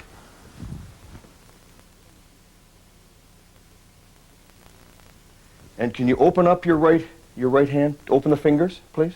Open your fingers. That's it. Perfect. And the only thing we have to do now, by shooting at this low angle, we're not getting the right compact of the composition. So what we're going to do is we're going to raise the camera angle here like this and shoot down, and we have a beautiful photograph. Well, here we are at window light time. And as you can see, me being this close to the window light source, that there's a very, very heavy ratio of light over here. Sean, could you come over here for a second, please? See, Sean could fill it. Can you see it being filled in there? Very contrasty. I mean, this is not very flattering and not very dreamy or romantic lighting. So what I suggest is that you move further away from the window light. Now remember, not to shoot into the window from this angle. You want to be shooting from this angle. Use that window light to wrap the light around. All you want to use the reflector for is to enhance the shadow area and just continue to wrap the light around, not to use it as a light source. So the further away you come from the window light, the softer the light, the dreamier the look, especially when you're using high-speed film like I like to use in window light. I either use the Kodak VPH or I use the Agva 1000. And depending on how far away from the window light is, that's going to be dependent on what kind of film that I'm going to use. Now as you can see over here, that we have our bride and we have our beautiful little flower girl, and her name is Ashley, isn't it? And we have them, you can see the distance, we have them approximately 8 to 10 feet from the window light. So the window light source at this direction over here is very, very soft. So it's important that we are going to design the composition for the window light make sure that the composition flows towards the window light. That's what makes them look very, very dreamy and romantic. So, and we got to make sure they're in the same plane. The camera angle is here. See, the window light's coming from here, so the angle here is the angle of the camera. The camera wouldn't want to be over here for doing two people like this because we'd be using split light. When you're this far away from the window light, you're going to find that the light's just going to drop off extremely on the other side, and you're never going to be able to even reflector fill it. So we're going to have their faces in the direction of the plane of the light. Now, we're just going to refine the pose. Sean, could you come over here, please, and just flow the dress around here? We're going to capture this with a 60mm lens. And what I like to use, I love to use my Lindell Pro Hood with my Cricchio Soft Edge, and I use my Super Soft drop-in, or I use my soft rings, 2 or 3, depending on the quantity of the light that I'm working with. I like to make custom negatives, not custom prints. And as you can see, we're going to refine the composition here. We're going to create all the flow. Can you just extend your arm out over here for me, Marie? That's perfect. And oh, we got our feet crossed already. You're a real star, aren't you?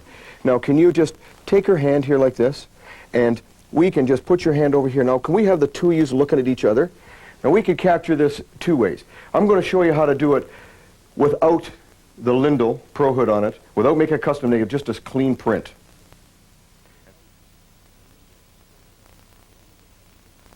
And then you're going to see it done when I make my custom negative. We're working within this composition here. I mean, there are many, many things we can do. We can put the bouquet in this hand. Can you put the bouquet over in this hand? We can put the bouquet over here, and we can have you pick a little petal here. Do you want to just pick it like that? Oh, that's perfect. Isn't that nice? Remember to keep her chin up, and that's it. She can look at the bride, or she can tilt it over and look right down at the flowers here. Ashley, that's it. Perfect. Last minute details. Remember the veil here. And there are several compositions that you can work within here. Just have a look at them.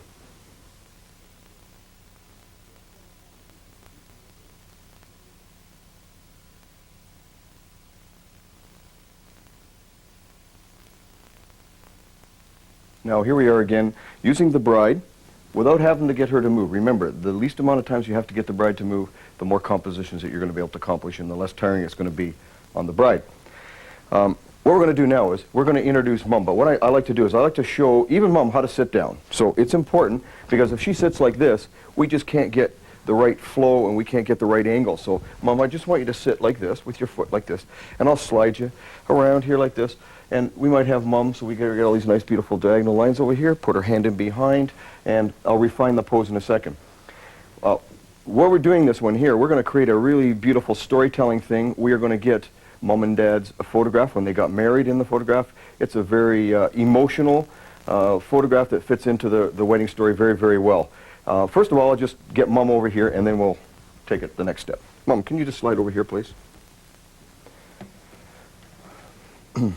That's perfect. Just bring this foot over here, Mom. Just this one here. Let this one down. That's it. Perfect. And we can put our hand. Slide along just a little bit further. That's perfect. I love this color. It's great. Now, remember, Maria, just extend your arm over. We want to create all those flowing lines, remember? And we're going to either have Mom handle the photograph here with this hand here, or we may have it with the other hand here. It just depends. Sean, could I have this photograph over here, please?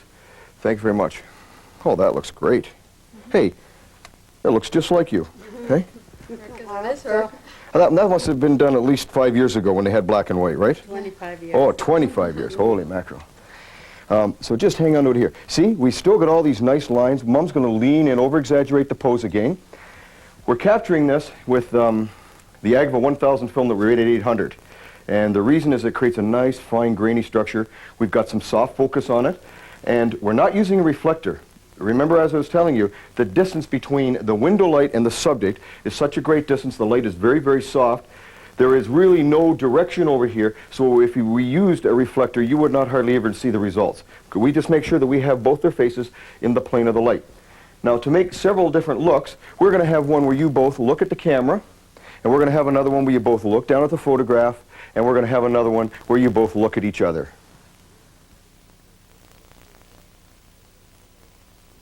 And here we are again.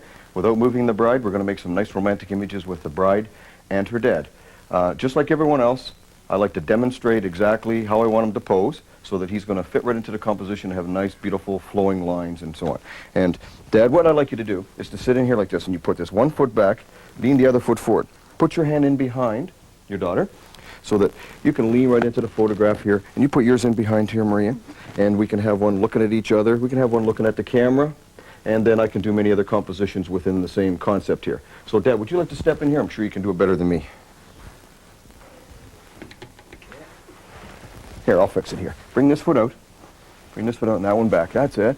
And I like to undo the jacket here so that the jacket doesn't pull, and we can just fix and flow the jacket around here so it looks really, really great. That's fantastic. Okay, last but not least, we're going to have the maid of honor come in here and do a little storytelling thing differently. Remember we did the one with the invitation? Well, we're going to show you a different way you could do it using window light. This could be her sister or her favorite friend. In this case, it's going to be the maid of honor. Same thing, we're going to show her how to sit. Nikki, just watch this. I want you just to lean over like this and just extend that foot out like this.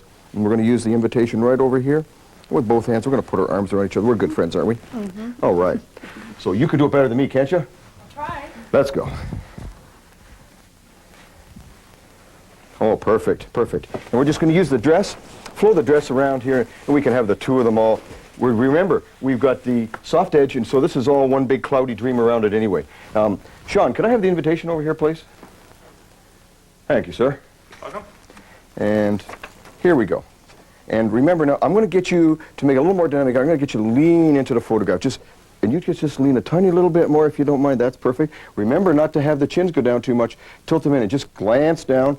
And remember, we're either going to see the front of the invitation like this when we shoot it from a little higher camera angle, or we're going to tilt it this way so we can see the other side. All right. Now, just look at the results of this one here.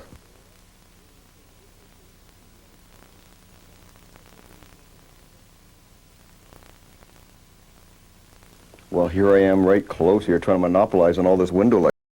How you doing, Maria? Fine, thanks. Now, we've got her very close to the window this time, but we're going to use the window light as a rim lighting effect.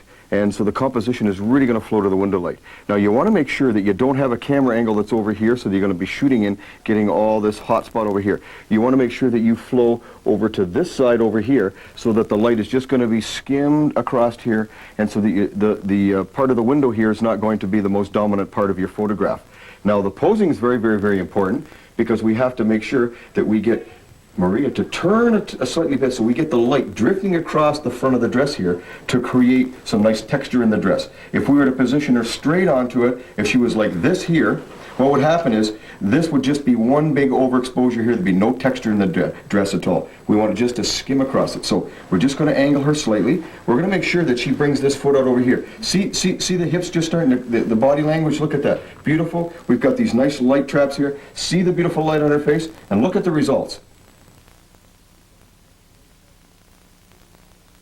We're going to do a nice photograph with the parents in the background without having to move the bride at all.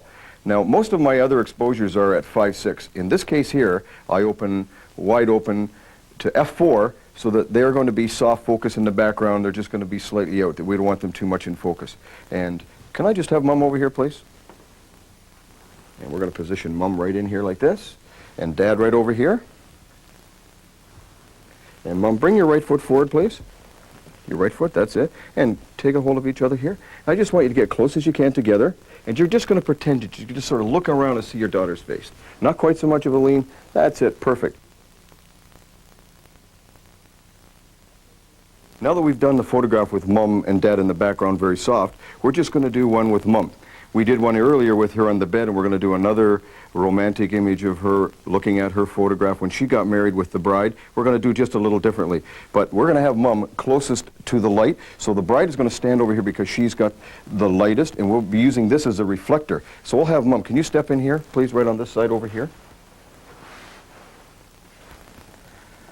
Perfect. And just bring this foot towards the camera, Mom. That's it. And get nice and close.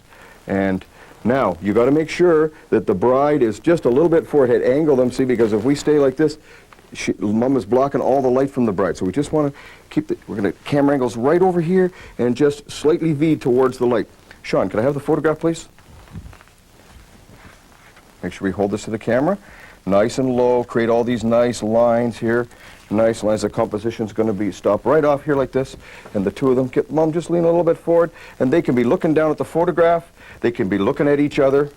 And if you'll notice, it has the soft edge on, which makes it all nice and dreamy. And I like to use soft rings, either whether it be 2 or 3, depending on the quantity of light, so that it does not flatten out the highlight. Some of the other soft diffusions, which are really good when you're using high contrasty light, using window light, will flatten all your contrast down and the photograph just turns muddy. And could I have Dad into the next photograph, please? Now, it's more important that you have Dad on the side of the window light so that he is a much darker color, could absorb much more of the light. Come on in here, Dad. And you're going to stand on this side right over here. And I'm going to have you make your left or right foot a little bit forward. That's it. And get close to the bride. Just cut the hips in here. That's perfect. And you can just take her hand like this. That's perfect. And the two of you can lean right into each other. Remember to have the bride over here. Turn towards the light. Now what we got to do is just angle a little bit towards the light. That's perfect. Fixing the veil at the last. And just like all the other photographs, Sean, could you bring in with the reflector? This is the Westcott Monty Illuminator, and it has a nice warm glow to it, just to make these photographs just come alive. And this is also another great opportunity to do grandparents. They have sometimes trouble sitting down and getting up, so it's very easy for them to stand over here with the window light. And you can also use this location to do other special people like the in-laws and godparents and any favorite aunts or uncles.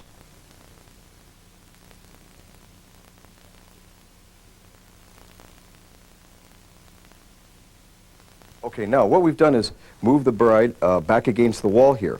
And it's a plain wall, so what we're going to do is we're going to create all the energy in the photograph by the composition. We're going to make sure that the composition and the energy flows towards the light direction. And we're going to make this one really different because we're going to do this one in black and white, and we're going to sepia tone the print. Now, it's important to over-exaggerate the posing again. Just look at this. Now, we're going to have our foot come right out over here, bend, that's it. So we can really move the hips. And our hands against the wall like this. And you can just push right against the wall. And we're going to make sure that the head is straight, exactly, parallel to the camera, and beautiful composition. And right after this, all we're going to do is get all the girls in the bridal party to sit on the floor and stand over here and so on in color, and we're going to create a whole different look again.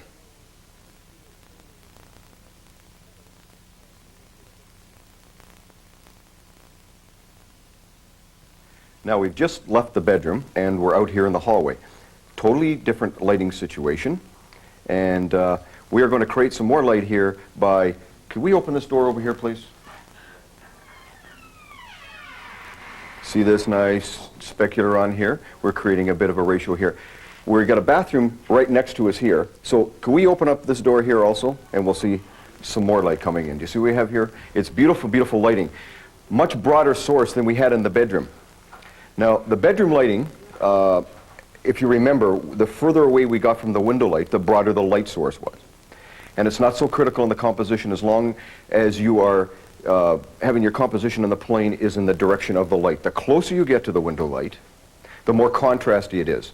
And this means it's very, very critical of the angle of the pose to the direction of the window light so that you do not go over that two-stop difference.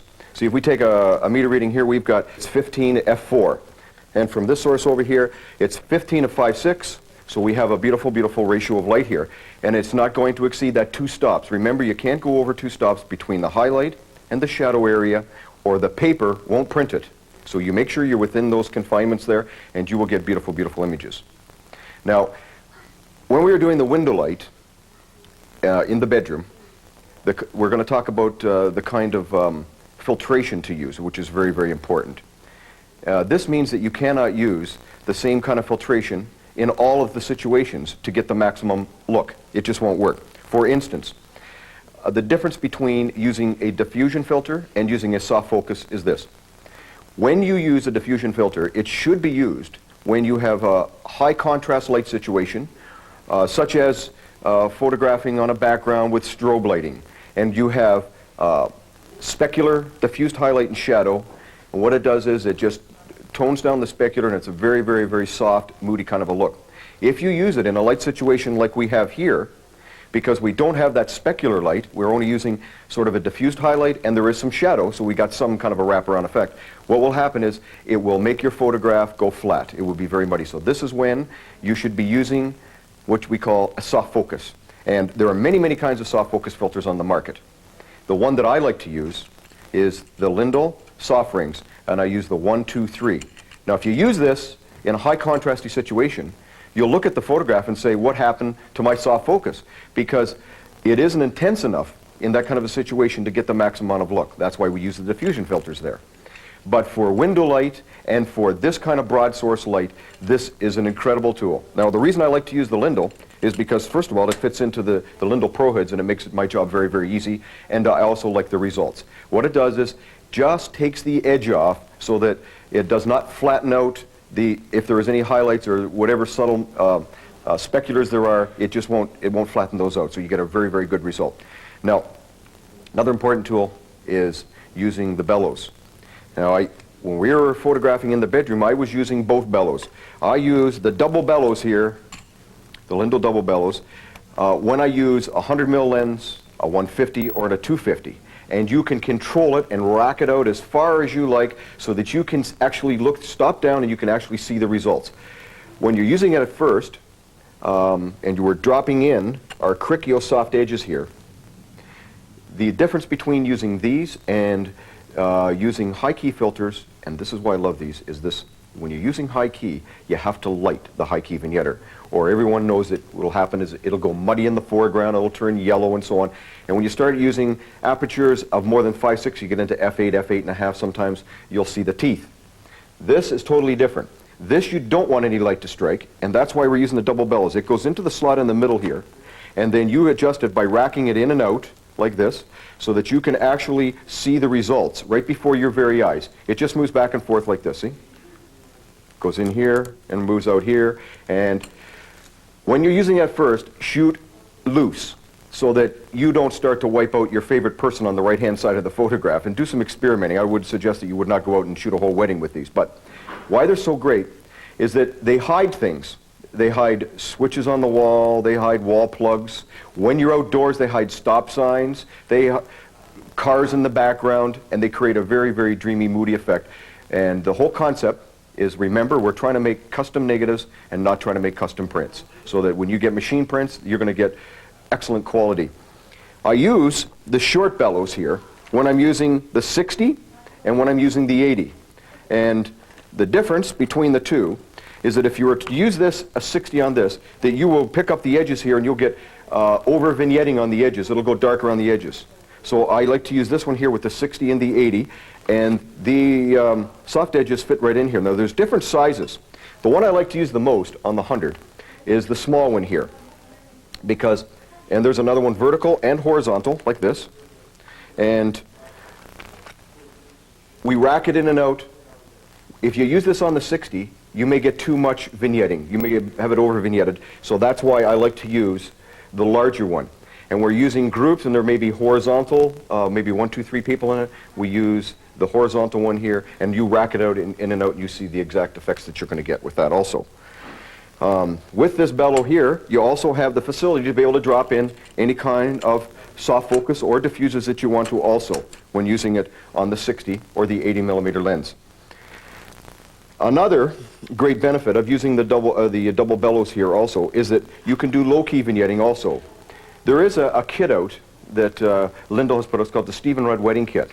And what it is, it's the double bellows. And if you're not sure of what filters to buy, because I like to use the soft rings with the window light.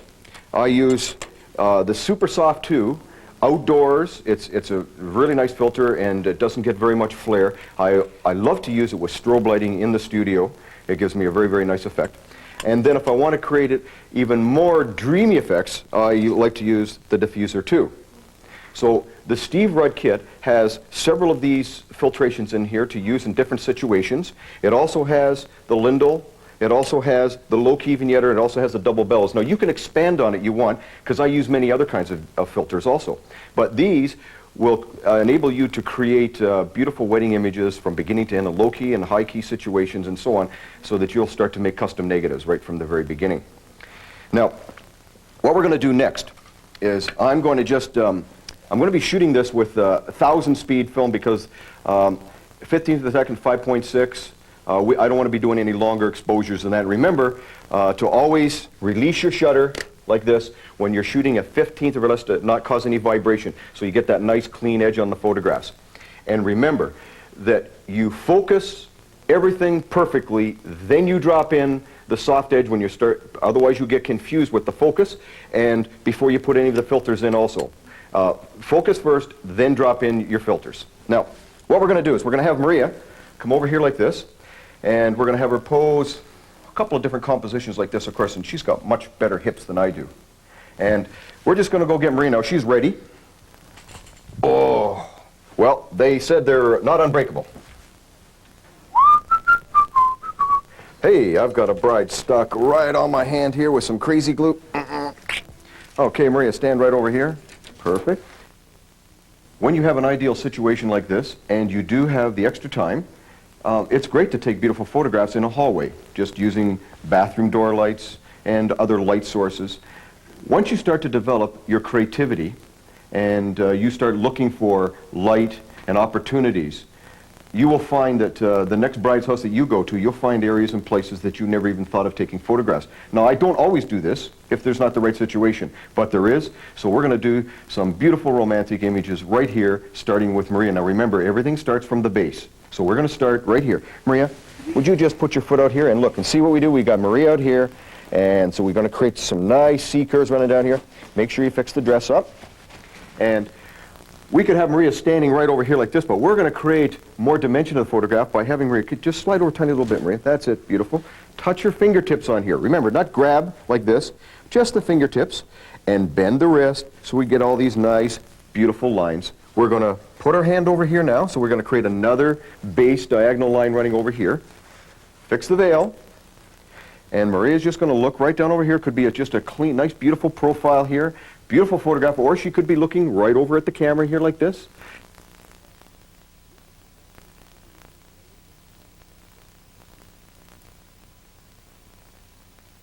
And if we had a beautiful little flower girl right here, look at that. Look what appeared. Ashley, my friend, how you doing? How you doing, gorgeous? Do you want to turn right over here? And what you do, even with the little flower girl, she's got such beautiful little ballerina slippers here. Watch this. We just put it right over here. Got that? How we doing, Ashley? And now we take Maria's hand over here and take her other hand. Oh, and put your head right over here like this, nice and romantic. And you can see we've got, looking right down here, beautiful. We can even zoom right in on here for another photograph that's really going to be romantic. And this photograph is going to be incredible, especially when I'm not in it.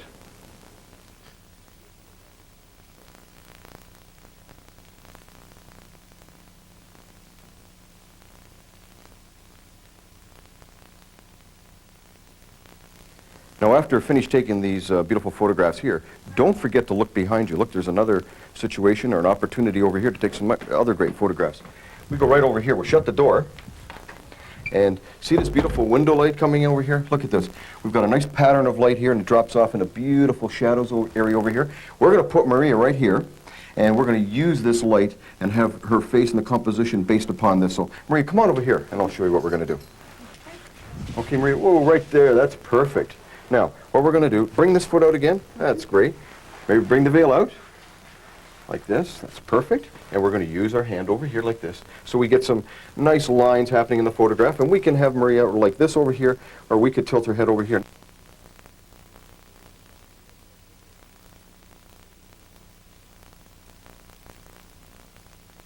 Want to change, mix some different looks, we can just go like this, put her hands up here, drop your shoulder down, and then we can take the veil here and make the veil all around here so she looks like a beautiful little harem girl. Isn't that great? Then we can just spin Maria right over here like this, and we can make sure and drop your hand down, your shoulder down, and do beautiful profile photographs. Now, how we're going to capture this, if you notice over here, see this little red sticker? You might have seen it in some of the other photographs. This is to identify that this is my high-speed film. This is 1000 ASA film.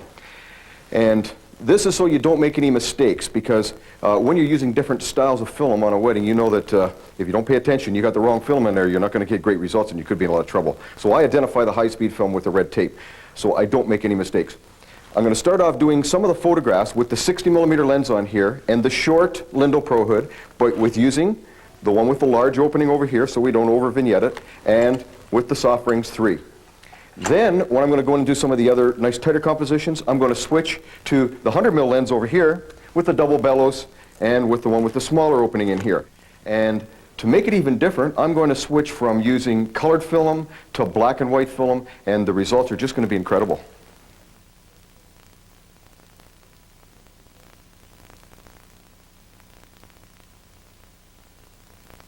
Now, the bride is coming down the stairs, and rather than do one of those conventional photographs where you're just photographing the bride coming straight down the staircase, we're going to do something really different, and we're going to capture all of these arches here and the arches right over here like this. We're going to do it with a 30mm lens, and we're going to use it as a creative tool to capture all this, and not using it because one foot's on a banana peel and the other one's on the edge of a cliff. Now, I'll just go over and show you how to use it technically. Maria, come on down here. Now, it's very, very important when you're using the 30mm lens, especially the angle of the lens is here and the angle of the bride's going to be here. We can't have it this way or her head's going to turn into a little peanut in the background. So we're going to over-exaggerate everything. Now, Maria, put one hand and spread it right out here like that. Over-exaggerate, make sure that the dress is all fixed here perfectly. That looks great. And now what we're going to do is we're going to have Maria look down this direction here. We're using beautiful door light here. If you want to make it different, we may shoot it in black and white. We may use the Agva 1000, and to make it even different again, since we have a videographer here, and you know how those light stands get in the way, we're going to use his light stand. Look, we're going to bring it right over here like this, and we're just going to bounce the light off the ceiling, and we're going to create a warm type of photograph here. Isn't that going to be great? Now look at these results.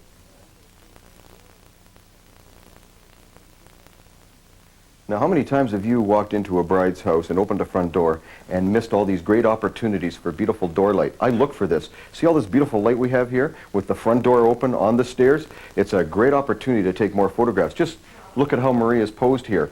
And the light's beautiful. We're not going to use any soft focus or diffusion in this because we're going to create a different look again because the light is so soft and broad source. It's more like a fashion style lighting, so we're going to create photographs with just a little bit different look here. And Maria's here is already posed. This is one you could take now, and she's looking at the camera. Or we could take another one. Maria, would you just look down here? There's another great photograph. This is using the 60mm lens. Now we're going to switch to the 100. And Maria, can you just put your hands on your knees like this, looking right at the camera. We'll just fix the veil. And we can also use the veil, wrap it around the hand, put it just under the chin. That's it. Isn't that great? And if we have a little flower girl or two flower girls, we could just position them in the background here, subtly out of focus, create another great photograph. I think it's time now. I've just heard the videographer say that he wants to borrow Maria for 10 minutes. But you know, you can't believe those guys. 10 minutes? Haha. I think it's going to be much longer, because when those videos start doing Cecil B. DeMille style productions, they're gone for much longer. So what we're going to do is we're going to have a little interlude, and I'm going to share with you some other great images taken from other brides' homes using spiral staircases, shooting down, window light, door light, and I think you're really going to enjoy this part of it.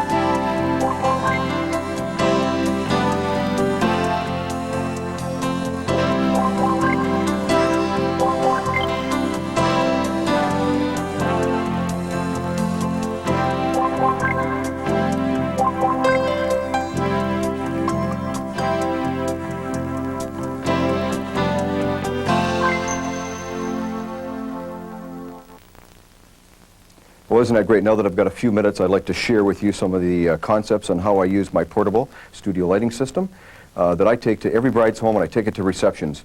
And it works with ease. I have 4 heads. I use what they call a Photomaster, and it has an automatic built-in 3-to-1 lighting ratio. One switch, you've got perfect 3-to-1 lighting. And you've got total control because it adjusts from a 16th power, quarter power, half power, and full power. I like to use it connected up to my Westcott lighting system, and we'll talk about, first of all, my key light over here, which is I use for my main light, and it's a really lovely piece here. As you can see, it has a clear panel in the middle, which gives me that beautiful specularity for doing my glamour and fashion style poses and everything. And the light is facing backwards, not straight out, so it won't be too harsh, and it wraps right around and bounces right out, and it works every time. And then for my fill light, I like to use a 28-inch Apollo. And for my hair light over here, I like to use a little tiny mini Apollo, which lights up the bride's veil, and I can also use it to spill over and light up some of the background. For my background light, I use this one here, and I like to use the grids with it so that it controls the light so I don't get any spill, especially when you're using colored gels. You don't want any contamination on the bride's veil unless you decide to, and this way here, this controls it all so that you don't get any spillover. The backgrounds that I'm using are David Mayhew backgrounds. They are the latest bridal. You can see all the beautiful colors in here. As soon as the bride's seen, they go, "Whoa, I love it. That's really gorgeous." And as I covered in Series 1 that I did, Volume 1, the romantic images of the bride and groom, I covered some concepts on using metallic backgrounds, but the same concepts work with this one here. I like to use 2 backgrounds, and the reason that I like to use 2 backgrounds is that for you guys who are using backgrounds, you know that no matter how long you get it, there's just never enough material. You're putting all the material on the north end, and the photographs will be taken on the south end, and there just never seems to be enough material to go around. So what you'll do is you'll sacrifice some of the design of your background to make sure that you have enough material to come on the front. So I don't like to do that, especially when I'm using the contemporary posing cushion, and I like to use all kinds of things like this beautiful love seat that all I have to do is pick it up, and it doesn't interfere with the background because they're separate. I just butt one against the other. Another great reason to use two backgrounds is that some people say, Steve, how do you get rid of those wrinkles in your background, you know, when you fold it all up? If you see any wrinkles, that means that you've got the background too much in focus. And usually that means that your subject is too close to the background. The perfect distance is around 5 feet if you're using a 100mm lens and anywhere from 5.6 to f8.5 exposures. That means that the background would just be subtle out of focus. It's like secondary, so that you won't see any of the wrinkles, and it works very, very well. Now, what I like to use to capture it, this is my Hasselblad, and I use my Weian infrared slave system. Works perfect, no cords, and it's efficient.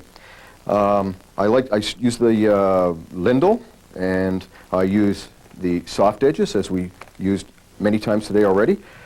Another one I like to use is the neutral density, and what this does is this low keys all the edge of the photograph so that you don't have to do custom burning. You get machine prints and they just look fantastic.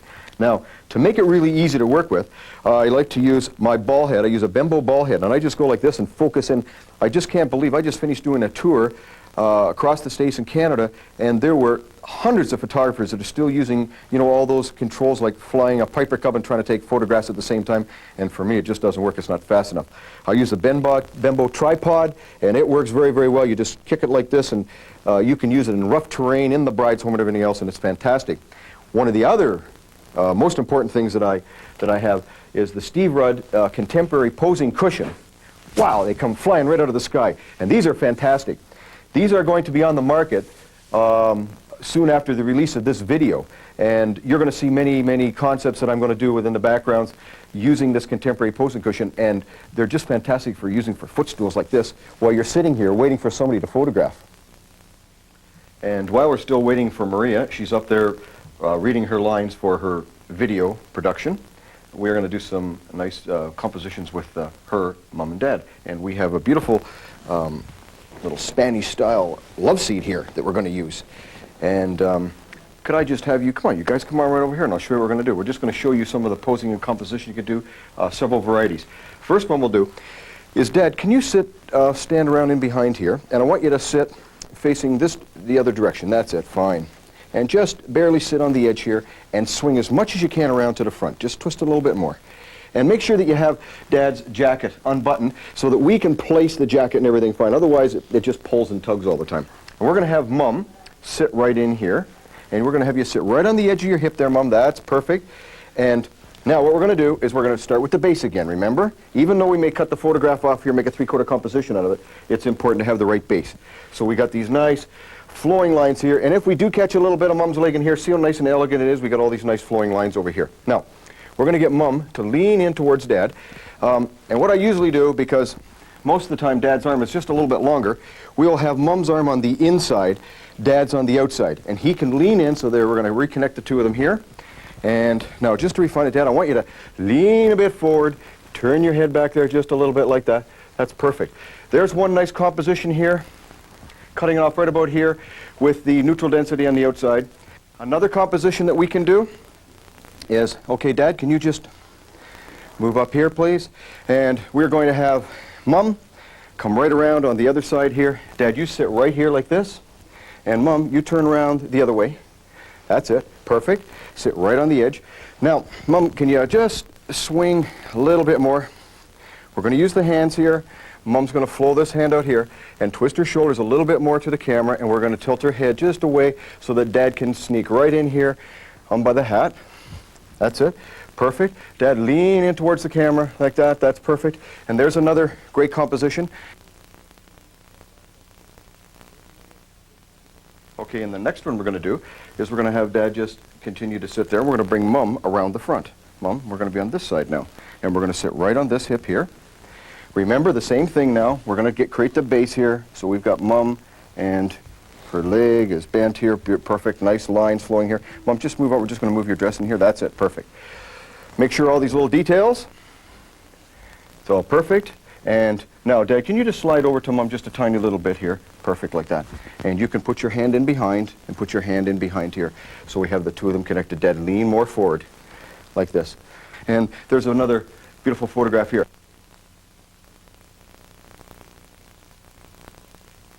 Wow, And look, beautiful. Maria, you're finally, how was your video? It's fine. Oh, great, come on, This is beautiful. we're gonna get Maria into this now with Mom and Dad. And Mom, don't you move. Dad, can you come on around to the front here? Maria, can you just slide right in the back? Sure. And Dad, we're gonna have you sit right on the edge, that's it, on your hip. Now, put the one foot behind the other one like this. And Dad, he can put it, if we create it like this, see, the photograph stops off here, so we wanna create a nice little diagonal line, so Dad can just put his hand right here, like this, just sort of relax it, Dad. That's it, perfect. And we'll fix your tie, everything up here, hand in behind Mom. Just like that. Now, can you bring him a little bit forward? Maria's going to have... Now, can you just kneel on the stool there, Maria? That's perfect. Now, if we're going to do it, remember not to have these little hot dogs here. So bring the hand right around. So Maria's got a nice hold of both her parents. And can you just crouch down a little bit so we can get... Whoops. Mom, you got your hat there? Perfect.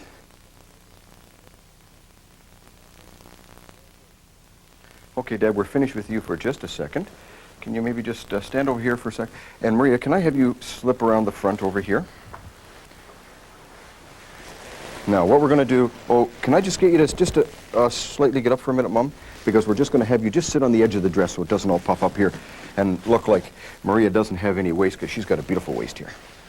Okay, Maria, don't sit back quite so far. Come out on the edge and sit sideways. That's it. Perfect. And now, put your hand in behind here. Remember with the feet again. We've got to keep those nice angles here, see? And we are going to find the bride's bouquet. Did you bring your bouquet down here? I think my bridesmaid has it. Oh, I have it. Oh, thanks a lot, Sean. You're welcome. All right. And we're going to put that right in here. Now, we want to create nice triangles here and so on, so we're just going to have her bend her elbow back a bit like this. The two of you slide in together. Now, without moving the bride, we have a nice pose here with her and her dad.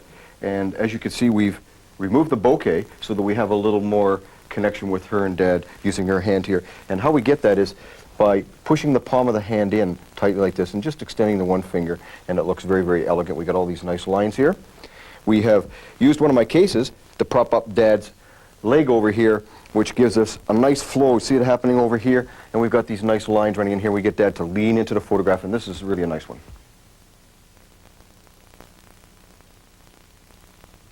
And while we still got the bride sitting on our love seat, we can do some nice classical poses, such as this. Maria, can I just get you to swing just a little bit? Turn the other way. Turn the other way. Okay. Because we're going to have the main light coming here. We're going to drift the light across here. And we're going to create all kinds of nice lines. And we're going to over-exaggerate again. And we're going to make sure that we have her feet still. It's very, very important that her feet flows out over here. So we have all those nice S-curves. It'll make her more relaxed, too.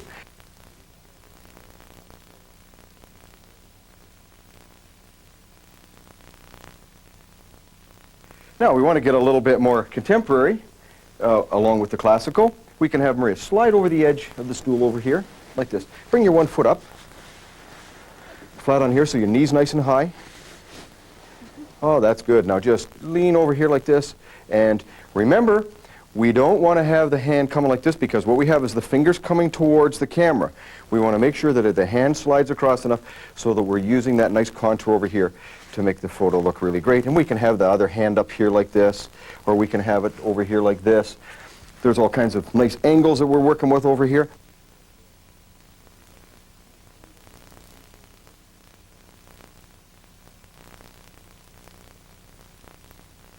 And here we have Sean here at a very low angle, holding the light straight on here, which is going to make this really different.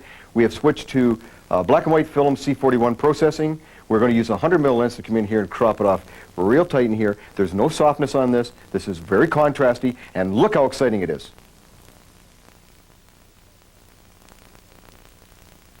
And now, without moving the bride, we can do some nice photographs with the bride and her grandmother.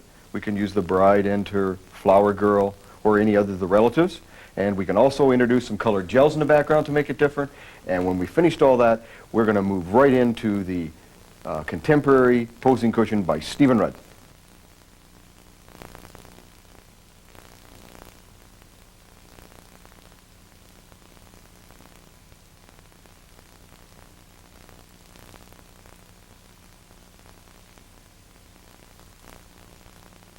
What I'm going to do now is I'm going to show Maria how to pose. And Maria, could you come on over here, because I know you can even do this better than me. Sean, come on over. We're going to help Maria get in the right position. Now what I want you to do is I want you to sit in the middle and make sure that you don't go too far back, because it's just going to be supporting. And Sean, would you help her with the dress over there? And sit right on your side. Slide out this way a little bit more, Maria. That's it. Good. And we'll push all those beans in the back. Keep them all in the back, Sean. In the back. That's it. Okay. Now, I don't want you leaning too far back. I want you to lean just a little bit more forward. Okay? And we'll get the veil all fixed up here. Now, what I'm going to do is, with this style of photography, it's different than Rembrandt-style posing or whatever. It's more of a glamour lighting. It's going to be flat on the face. And you don't want to sacrifice the mood of the moment by running over and manhandling the bride all the time. So what we're going to do is we are going to orchestrate all the posing from behind the camera. We're just going to give Maria some lessons here. Maria, this is up and down, turn and turn, tilt, tilt. Just watch. See, look at this. And no batteries. Look.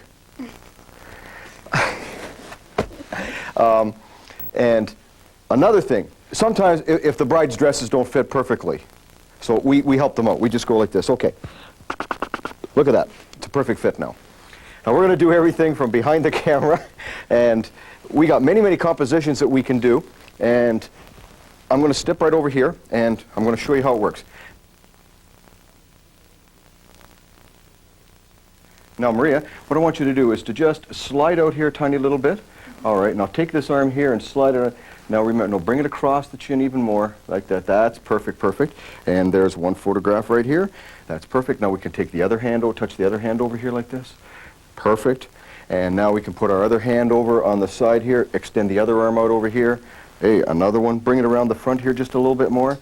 Perfect. Now when we're doing all these great photographs here, we're using the soft edge because we're soft focusing all around the edges so that there is no beginning or end of the photograph. We're not amputating any arms or legs or anything like that because it's just going off into beautiful softness. And the center, we're going to drop in one of our soft focus. This time here I'm using a Harrison number 3 to create a different kind of softness because we have the light more specular.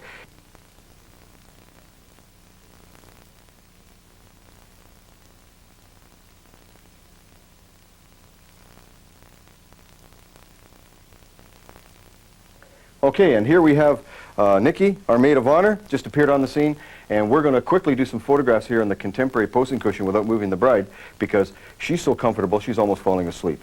So, Nikki, do you want to just move in right here? And this is really, really contemporary style. And as you see here, we've haven't moved the bride yet, and we've got Nikki down here. And we've got a low camera angle and lowered the light down so that we've got that nice light on the face here. And there's another composition here. And without moving again, look, I could be another bridesmaid. I could be one over here like this. I could be another one over here like this. I mean, we could just keep building and building on this without even having to move the bride. Now, what you can see here is we've created another composition here. This is probably the most normal one that I would do using my contemporary posing cushion, and all we've done is prop up Maria, and we've just slid Nikki over a bit, and she's propped herself up. We still have all those nice diagonal lines coming in. We brought the bouquets in, and then we've used the Cricchio soft edge so that the photograph doesn't get cut off, but it blends softly out to the edges, and then we put the super soft 2 in, and look at it.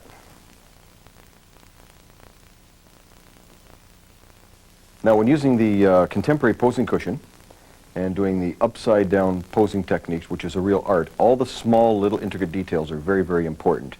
We've changed the set here. We've got rid of the hair light, and we've turned the beanbag around so the cone is faced in that direction so that Maria is going to lie this direction, and she's going to be at an angle here. And I'm going to cover details. I'm going to show you that the plane of the face is going to be in the same plane as the camera angle and the same plane as the light. I'll cover those in just a bit, but first of all, we're going to get Maria all posed here. Maria, would you want to come on in here, please? Sean, can I get you over here? And hold on, Maria, will we just help you here? We're going to make sure, and Sean, grab the veil, make sure hold the veil right out so she's not letting the veil. And okay, go ahead. And slide right down. I think you're going to have to slide down just a little bit more, Maria, so that your head is right back here. Get nice and comfortable. I think you can slide down just a bit more. That's it, perfect.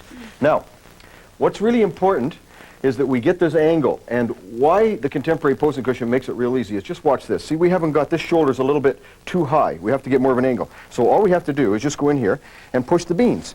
We just push the beans. See, she automatically just falls down. We can push them back here to get the head over here just like that. Isn't that great?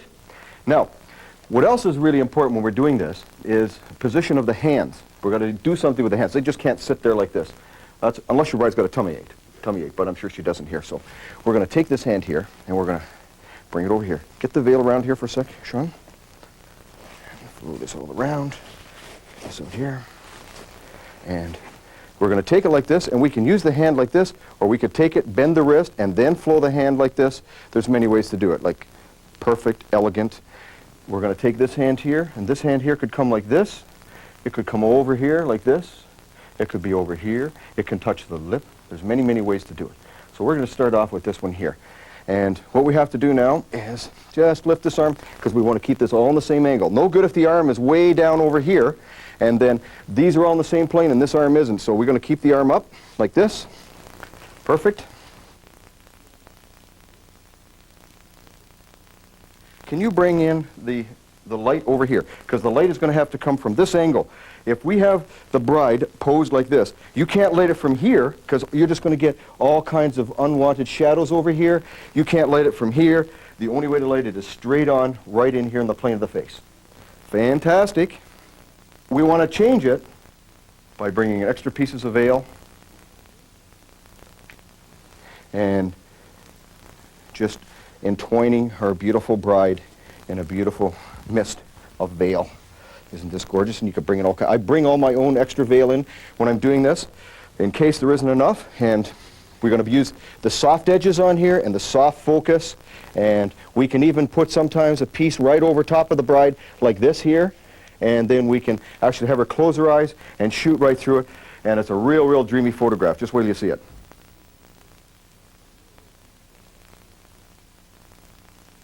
And now we've about used up all the time we can doing all these different fun things on the background and using the posing cushion. And as you can see, we didn't leave the lights in one place. We moved them all around and created all kinds of different lighting effects, used black and white film, colored film. We've done neutral density, soft edges, got the bride upside down. And you can do this on your wedding. All you have to do is ask your bride for a half an hour more time. I mean, I wouldn't suggest you go out and shoot your whole wedding like this. Start off introducing a few of these concepts and poses to make your weddings more exciting. And we have a lot of fun. Do we have a lot of fun doing this, Maria? Yeah. And my brides, if they had a choice, if we were late, they would pick this location instead of doing the more traditional kind of things that we do and all that kind of stuff. But Maria, that was great. And let's go to the living room and do all the classical stuff. All right. Now we're ready to take some beautiful photographs in the living room, classical style. And as you can see that this living room is quite nicely decorated. And in some cases, you don't shoot over the furniture, especially if you only just get the corner of the sofa in or a piece of the coffee table. But in this case, we're going to get it all in. So it's actually going to add to the photograph because it's going to add some depth perception. Now, to make the bride stand out, Maria stand out right at this end here, what we're going to do is we're using some backlight here, and we're using a Vivitar 283 with the Lumidyne Super Cycler attached to Wian slave control. So this is going to give backlight, and it's going to separate her from the background and make her stand out. Now we're using it, a 40 millimeter lens to capture it, so we're going to get all the nice beautiful ceiling light lines in and everything else, and it's going to be quite a nice photograph. We're going to do a couple of different compositions. We're going to light it with the key light that we have here, and Sean is also using a portable softbox over here for a fill light. And then we're going to drag the shutter to pick up the beautiful ambient light that we have over here from the light fixture. So it'll give a nice little warm effect and a nice little go and add a little more interest to the photograph. And to do the pose, what we're going to do is we want to have Maria standing more broadside here so that she stands out using the dress. And Maria, could you just hold the dress here, pick it out here? And remember still, we're going to get her foot out like this. So we got this nice line. First one would be looking down like this. And the next one, look at the camera. And then another one we could use is with her and her family that you're going to see. All right, Maria, we're finished, and we got some really good stuff on film today. And what I'd like to do now is we're going to go out and cover some things out around your veranda. Okay. And I hear that the limousine's here, so we could go out and do some nice things around the limousine. And normally, what I usually use is, Sean, can you bring it in here? I'm just going to show you. I use portable lighting and hand-hold everything. This is my Lumidyne high-speed module attached to it, and I use my Lindell strobe frame. But today, I'm going to use my tripod, so it's going to make it easier for me to show you all and refine all the details to do with all the poses. So what we're going to do now is we're going to go outside and we're going to start on the veranda and do all kinds of nice things around the limousine. So let's go, Sean. All right. All right, Maria? Yep, Come on. ready to Are we go. ready? All right, let's go. We're almost ready to go to the church. And what I'm going to do out here is I'm going to show you some things to do around the door using the veranda over here with a long lens, very low camera angle, using the railing over here with the bride and the bridesmaids. First of all, before we come out, I'll show the bride would be doing something like this here, over-exaggeration of the poses. Look, using the hand here, tilting in, the hand right up here. Look at it. Doesn't this look great? But I'll replace this with someone who looks even better.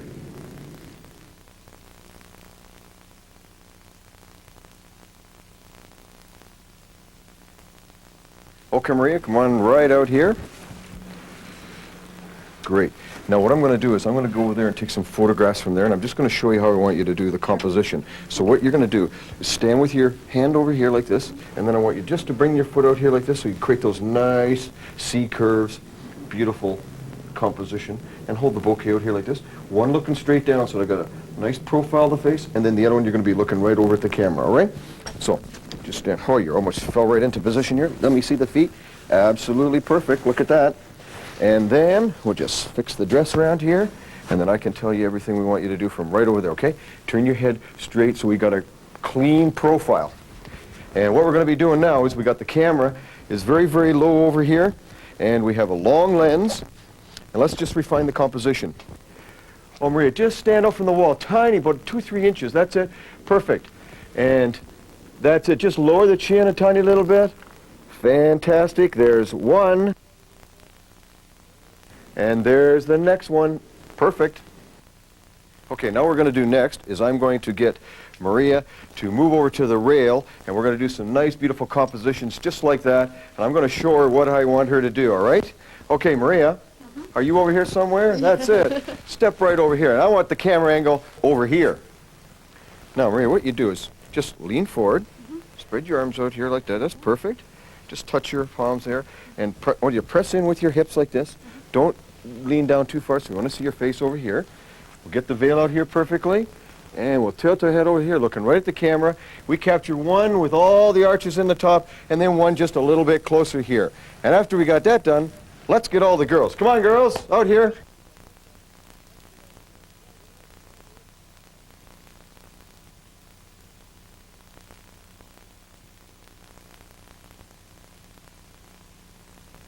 Here we are at the limousine doing our limo shots. I have the camera up on the veranda shooting from a high camera angle to make it more dynamic. And what we're going to do now is we are going to show Maria how to pose. It's very important to over-exaggerate the poses again, starting from the base. Can I see your foot here? Okay, that's it. Stick it right out here, and so that we can just move those hips. We're going to use this hand over here. Remember not to leave it straight, just to bend the wrist to create a little more flow. We're going to use this arm over here, so we got nice, beautiful diagonals. And Maria, when I'm over there, just so I'm going to be able to orchestrate the posing from the camera, I'm going to get Maria to look over at the camera, and then once I want you to just lean over and just drop your shoulder and look right over like this. Now we're going to take our meter reading here. I'm using AGVA 160, and I'm rating it at 100 to get good saturation. And it says right here to shoot it at 60 at f8, and I'm going to shoot at 60 f8 without anything on the lens. I'm using a 60 millimeter lens. I'm going to show you what it looks like just plain, and then I'm going to show you how I'm going to make it more dynamic photograph by using the soft edges, the Lindell soft edges, and by dropping in a Lindell Super Soft 2. And the last minute details that we're going to do here is make sure that the veil is just perfect here, fluff it all up like this, and then I'm going to go back to the camera and look at these two beautiful photographs, before and after.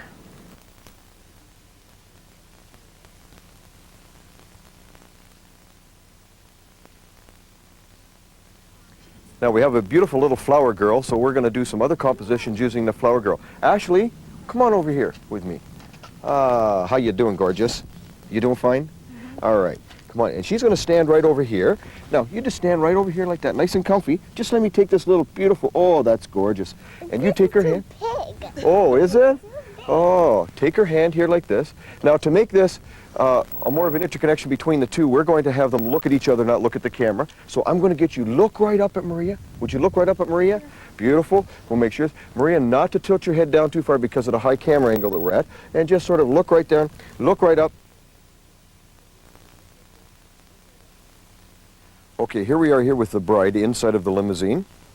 And what we're going to do is we're going to do some nice three-quarter compositions, some head and shoulders, and we're going to do some with Dad, several different combinations, with some soft focus, with some soft edge on the Lindell double pro hood here to keep the light off the lens, and we're going to do some without, and you're going to be able to see the difference. What we don't want to do is those one-legged brides, half in the car, half out of the car. Now, the technical part about doing these photographs, Maria, could you just move out here? Look at this. I mean, bright sunny day like this, too contrasty would look absolutely terrible. So what we want to do is to blend this and control this. We're going to bring in a panel that's going to diffuse the light. Sean, would you bring this in here, please? And you can see it right before your very eyes. Still, what we don't have is enough light to illuminate the face and open up the eyes. So what we're going to do is we're going to use the Westcott Monty Illuminator. And this works perfectly. You can see by using this side, it's just too harsh. There's just too much light to be reflected in here. So we're going to flip it over and use the soft white side. We can use it like this. You just see, look at this without and look at it with it. And we just use the feathered edge and to control exactly the amount we want to have in the photograph. And these things make good flying saucers too. Look at that. Now, as far as taking the photograph, my working aperture is 5.6. And then what you want to do is to adjust the shutter speed accordingly. The reason I like to use that aperture is that I don't want everything in the background too much in focus. I want to create a nice, moody, dreamy effect. Now we're going to show you how to pose this. Maria, would you just tilt forward here like this? Just sit up a little bit straighter for me. We want to not have lines like this and straight, and we wouldn't want to do it like this. I mean, you got to do something with the hand. So what we're going to do is create all these nice lines here. Just move this elbow back here. Beautiful line here like this. We're going to be able to orchestrate the posing from behind the camera because Maria already knows how to tilt her head up and down and back and forth. The last detail we want to worry about is the veil here. So we're just going to fluff the veil up like this, and we're going to make a really nice photograph. Everything's perfect. Looking right over at the camera. Now look at this beautiful photograph.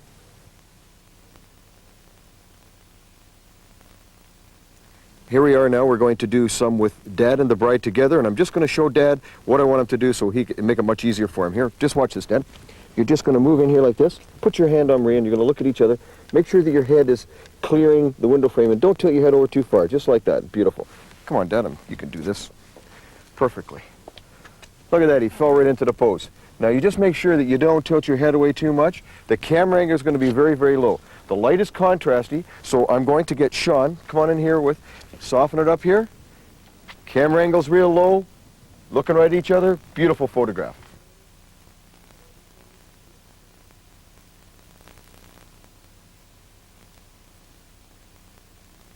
Now, without moving bride or Dad, what we're going to do now is a very emotional photograph with bride just holding Dad's hand. And we're just going to use this part of the Dad's hand, and we're going to put the blusher over the bride's face. So we go like this, we get the blusher over. We're not going to use any soft focus on this one because we're shooting through the blusher and we want to see the nice fine texture of the blusher. So what you do is now just grab Dad's hand like this, take the other hand over here like that, pull it right over to the side of your face. That's perfect. Lean towards, that's it, drop in. Get this down here, Sean, that's perfect. And we just get the bride to look at the camera, and then we can get her to look off camera over here, just like that beautiful photograph. Now here's something different with the bride and Dad in the car. Dad, can you just lean forward here just to get your two chins together? That's perfect, just like this. And I want you just to drop and lean. Looking right over here, Dad, at the camera. That's perfect. And now, Sean, would you just put that reflector in? That's perfect. Looking right here. And now you can just separate just a tiny little bit, looking at each other. Perfect. Two more compositions.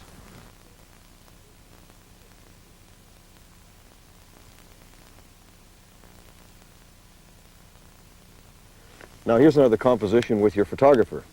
No, all joking aside, we did some great stuff today, Maria, and I will help you in the car, and we'll see you at the church, all right?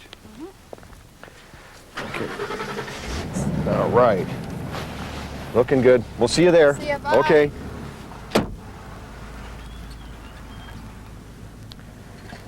Now that was great, and what we're going to show you now is some more compositions and things that you can do at the bride's house, and we will see you on Volume 3, the final touches.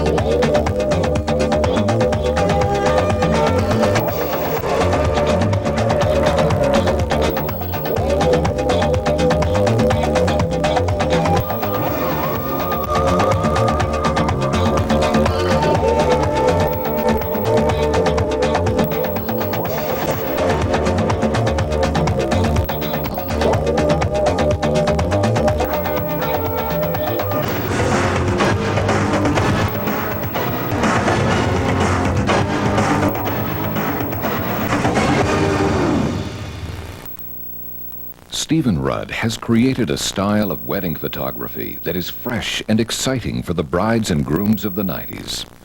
His unique blend of master's lighting and composition with contemporary and fashionable poses has set him apart from all the rest. In less than 10 years, he has risen to the top of his field while achieving honors from Kodak, Wedding Photographers International, and the Professional Photography Organizations of Canada, the United States, and Great Britain. Sit back and enjoy a candid session of Stephen Rudd demonstrating how to put the final touches on your wedding photography. Hello down there. Why don't you kick off your shoes and come on up for a while? This is my buddy Quinn here, my buddy Harley, and we're all going to look at the video together. Come on, guys, let's go. All right. Okay, guys, don't take off the floor on us. Welcome to Volume 3, The Final Touches.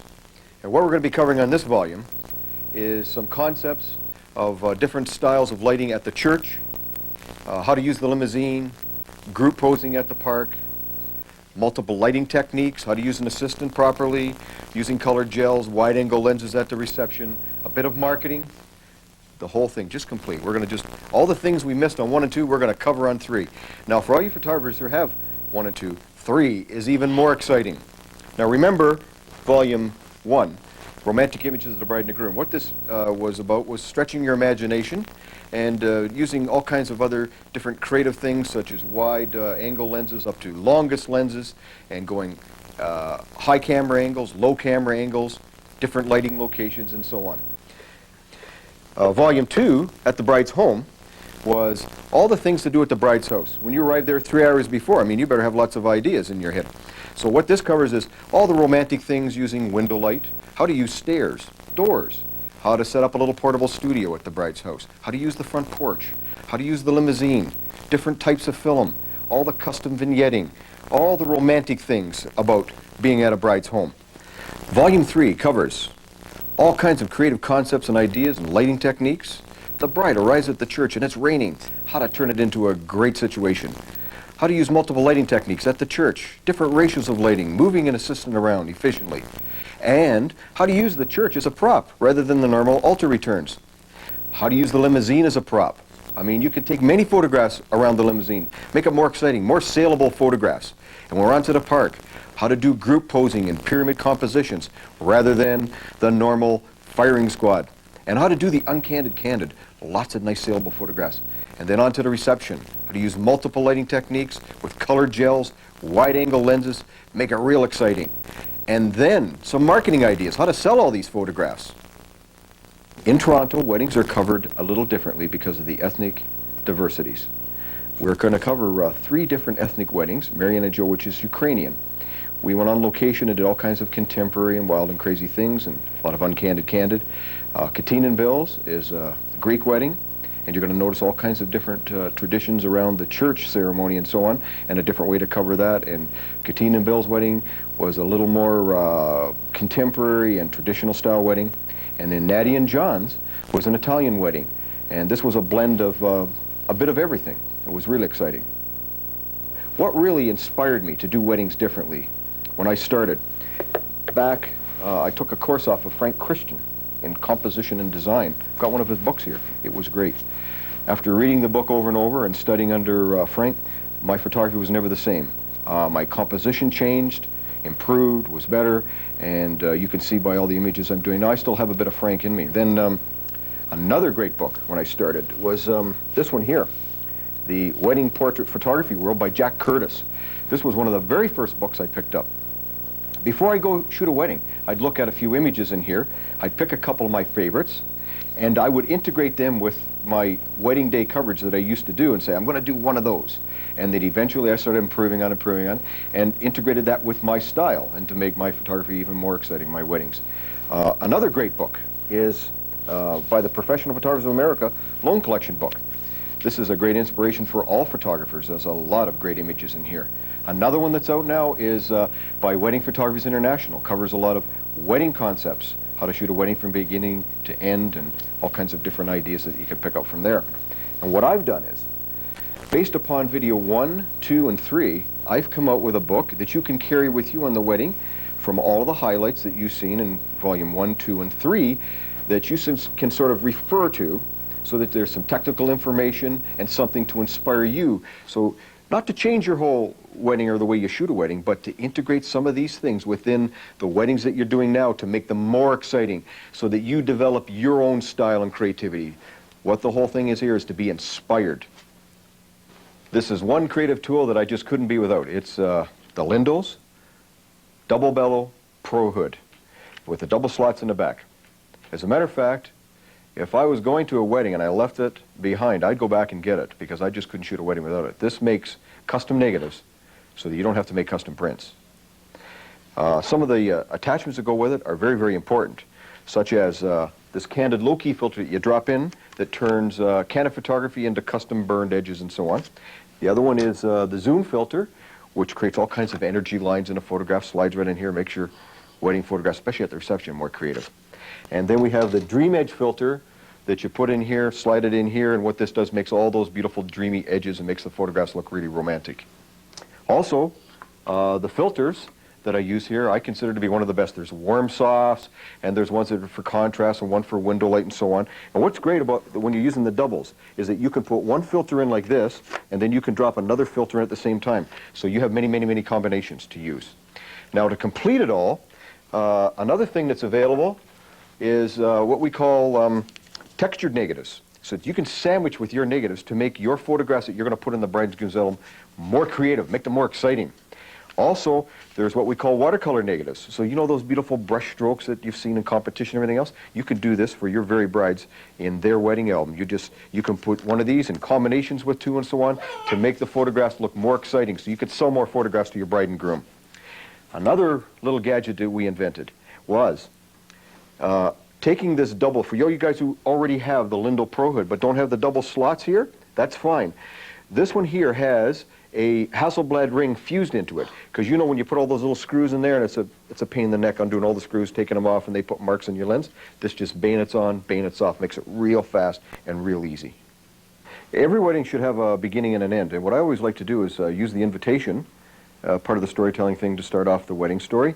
And here I've got it with the garter, and sometimes I put the ring, surround it with the flowers, use a nice soft edge on it, very dreamy looking. This one here is done with natural light on the front porch. And here's Marianne arriving at the church, and you can see it's raining out. And what I happen to have on the camera was my 60 millimeter lens. I've captured this at 60 at 5.6. And here is Katina having her dress fixed at just the last minute before she goes down the aisle. And I've got my assistant in behind with a backlight to capture this. Now here's a different way to capture the processional using multiple lighting techniques and different style lenses. I like to use the Lumidyne with the two heads for the backlight. You can either feather them like this, or you can feather them like this here, or you can change the angle and put one up here depending on if the background's too dark. And in most cases we are using them like this here. With the Lumidyne, it allows you the flexibility that you have a lot of different ranges from 50 watts, 100 watts, 200, and 400. When you're using the two heads, what it does is it splits the light. So if you were at 200 watts, there would be 100 at each head. Going to Katina's photograph over here, my assistant is at 200 watts, and he's feathered just like this, nice and low, so we're lighting up the veil in the background. And I've got a 100 millimeter lens, and I'm at 200 watts in the front. Going to Marianne's photograph, we've switched over to the 30 millimeter lens. And my assistant, again, has feathered the lights like this, nice and low, at 200 watts. I'm at 200 watts in the front, and I'm shooting it at 60 at f8. To make Nadia's photograph look even different than the rest, what I decided to use was a 60 millimeter lens, very low and to the left to give the photograph some energy, give it some motion. The lighting was 200 watts of backlight, 200 watts on the front, 30 at 5.6.5, captured it perfectly. Now the reason I like to use these multiple lighting techniques, especially coming down the aisle, is because your photographs got to look better than Uncle Harry's, don't they? Capturing the overall view of the whole church and the ceremony is a very important photograph to make sure that you have in every wedding. There are many ways to do it. You can capture it from a very high angle, or you can capture it from a very low angle. You can move in close with a wide angle lens, or you could go right to the back of the church with a very, very long lens. You can use different styles of film also. Here we've captured it from the front, and then we went to the back of the church and we captured it from the back up on the balcony using a 30mm lens at 5.6 at a half a second. When you're using shutter speeds at 1/15 of a second or longer, it's very, very important to release the mirror so that you don't get any vibration, or you'll wonder why you just don't have those nice, clean, sharp edges on your photographs. Here we are capturing the ceremony at Mary Ann's wedding using a higher speed film VPH, and we have a very low camera angle with a 30mm lens to capture the grandeur of the whole church. And then we went up onto the balcony to get a different view, shooting down on the ceremony with a 30mm lens, half a second, 5.6. And while we were there, we switched over to the 250mm lens to move in right in the ceremony, catch the whole flavor, compress it all, and you can see here it's quite dramatic. And this exposure here was a half a second at 5.6. Here we are at Katina's wedding, capturing the ceremony, and to make it look really different, I decided to shoot it from a very high camera angle, from the balcony, using 3 lights. I have one assistant off to the right-hand side. I have another assistant in the aisleway, and I'm up on the balcony. We're all at 100 watts. Now what changes the lighting ratio is the distance from the subject. Because I'm the furthest away, I'm just a subtle fill light. My key light is the assistant that's on the actual altar with the bride and the groom. He's the closest. And the other assistant in the aisle is a nice backlight. To make it even more different, I dropped in the low-key vignetter so that it would low-key all the edges so the center of attention would go right to the bride and the groom. Now, this is done with my candid low-key filter. Now remember, when you're using that you do not shoot it an aperture more than 5.6, or it'll start to show. This softly blends it. This one here was captured at 60 at 5.6 with a 100mm lens. Now switching to the next photograph, when you're doing a Greek wedding, the ceremony has little highlights, which is very important to make sure you capture them all. This is one here where the kumbata is switching the crowns, and that's a real must. You have to get that one here. When they're doing the communion, as you see here, to make it look different, I switched right over to a 150mm lens and put the low key in to make the photograph look different. The idea is to make so many photographs look different so that you can sell more photographs. Then I had a few moments, so what I did was I went right to the back of the church. I put on the 250mm lens while the priest was giving them a blessing, and it created quite a dramatic look, compressed and actually focusing in on the priest. This is one of the most important photographs. This is when they're married. They're not married until they go around the actual center of the altar 3 times. And after the 3rd time, then they're officially married. So you make sure you got to catch that one. So what I did was I switched back to the 100mm lens. My assistant moved around the front with 200 watts to give some frontal lighting, and it looks quite dramatic here. You can see this from this particular camera angle. Here I am up on the altar, shooting Mary Ann's wedding. When you're allowed up in the altar, this makes a great vantage point. Here I am behind, sort of shooting out, seeing the whole audience in the background. It makes a great photograph. I've got my 60mm lens on, 30 at 5.6 with no low key. My assistant is off to the left. He's the key light. He's at 200 watts with 2 heads, one shining on the bride and the groom, which would be 100 watts of power, and one shining on the audience in the background. And I'm at 50 watts, so I'm just a subtle little fill light. You can see the one with the no low key on here, and look at the next photograph with the low key filter. It just vignettes all around the edges, so it showcases the bride and the groom right in the middle. Doesn't it look great? Signing the register, we still got the 60mm lens on here with the low key vignetter in. I'm at 100 watts of power, and the assistant's 100 watts of power, just sort of lighting up the background so it isn't dark back there. And we have showcasing the bride signing the register, and then there's the best man, the maid of honor, and the groom. We capture all of these. They're more saleable photographs for you. Here we are at Nadia's wedding, capturing the ceremony with the 30mm lens. I made sure I went back far enough and got that nice low camera angle to capture the arch which frames the photograph. And this was done at 15th at 5.6. And then I switched right over to the 250mm lens to get that nice compression, so that feeling that you're looking in out at the wedding. And this was an 1/8 of a second at 5.6. Remember, using the longer lens, just letting a little bit more light in. Here I am at Nadia and John's wedding, shooting from the altar behind the priest and capturing the two of them exchanging the rings. My assistant is off to the left-hand side at 200 watts of power, one on the bride and the groom, 100 watts, and one on the audience in the background to give me some nice separation there.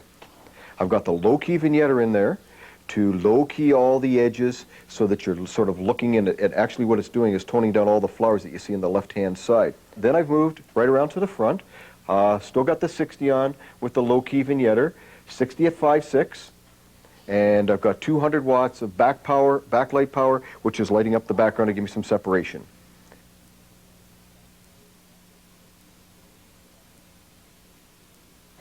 Katina and Bill coming down the aisle, captured a little differently with a 100mm lens. What makes this look different really is the lighting technique. What I've done is my assistant is up on the right-hand side with 200 watts of power, standing on the pews from a very high angle. My other assistant is in behind with 50 watts of power, and I'm at 50 from the front. And doesn't this look dramatic? Here I am at Mary Ann's wedding, capturing it a little different, using the 100mm lens from a high position up on the balcony, shooting down on the crowd. The assistant is underneath, and I'm just making sure we're just cropped right there so we can't see who it is, with 400 watts of power lighting up the bride and the groom, and I'm at 400 up the top lighting the whole crowd. Doesn't this look really great? At Nadia's, we're catching all the action with a 60mm lens, 30 at 5.6.5 with 200 watts of backlight and 200 watts of front light.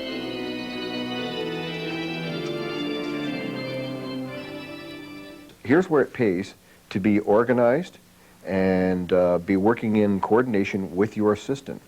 Before the bride and the groom reach the end of the aisle, my assistant already has my 30mm lens in my hand. Here's Katina, and we're posing her under the arches. We got the 30mm lens on, 30 at f8, 100 watts of back power, 50 watts in the front. And there's several variations you can use. You can have the groom hold the certificate, the bride hold the bouquet, or vice versa. One looking at the camera, leaning over, make it real dramatic, or you can have them kissing each other. You can even do it out on the front steps or in the doorway of the church. At Mary Ann's wedding, we got the 30mm lens on, and we did it at 125 at f8, same 50 watts in the front, 100 watts of backlight. Nadia's wedding, 60 at f8, 30mm lens. Doesn't it look great? The receiving line is not really a great seller for my clients, but I like to have a couple there so that we catch sort of the flavor of the wedding. It's a great opportunity for the uncandid candid. This one here at Nadia's wedding was done in the front of the church with a 30mm lens on at 500 at f8 to make the sky go nice and blue and dramatic with a little 100 watts of power of light in there just to, you know, put a little light on the... Now Katina's wedding is another uncandid candid that we organize. Now they're going to come out of the church and everyone's going to throw all the confetti on them, but they're all going to be in your way and you're not going to get a clear shot of them. So what we did was we usually organize it beforehand, and we have everybody step off to the sides, get all the confetti ready, get the 30mm lens on, get the right angle so we got the church in the background, all the steps. The bride and groom comes out, they throw all the confetti, we go click, and we've got a really good uncandid candid that we have organized. Now we're back in the church. If time allows, it's a great place to take photographs. You can use the altar, you can use the pews, you can use the balconies, you can use the aisle. I mean, there's many, many different ways to do it. In this case here, it hadn't stopped raining yet, so we had to do the family photographs. So we decided to go and do them on the altar, using the steps and that, so we don't have a total straight firing squad lineup, so that using the steps and stepping down and using the gentleman on the outside edges makes a little more interesting composition. I chose to use the halo key light, which is one of my favorite on location here. The exposures here were at 15th of a second at 5.6 using VPH film.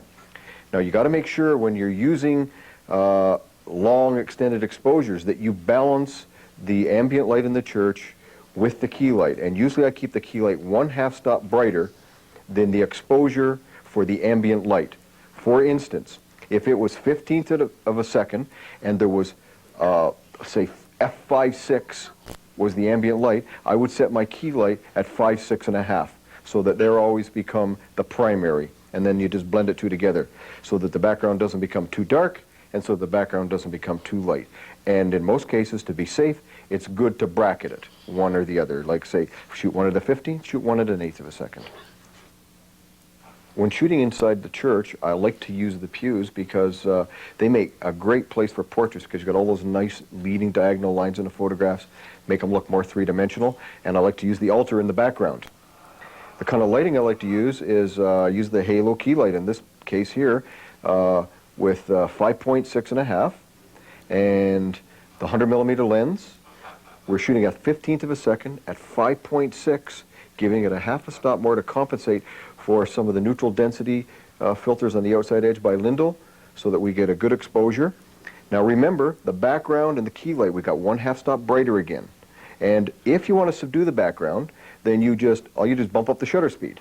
If you want to show the grandeur of the altar, if it looks really great, then you can give a longer exposure. Just make sure that you blend the two together just nicely.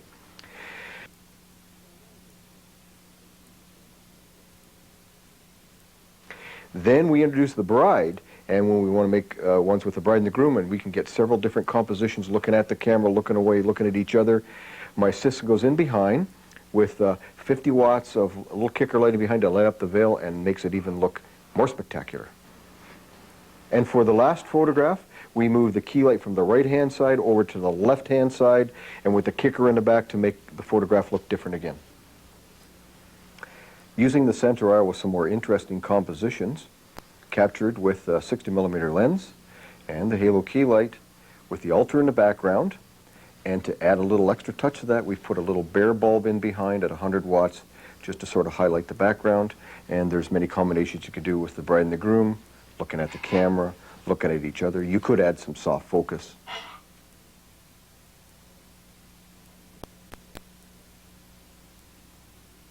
Now we're going to do all the guys together. We've switched over to a 40mm lens, and if you're in a real hurry, sometimes I stick with that one. The reason is that you capture so much area in the church. You capture all the altar and the ambiance of the church. You can photograph the groom by himself and with the best man. You can move in his brother on the other side. You can put all the guys in. You can do the bride and the groom, and you never have to change camera position or lenses if you're in a real hurry.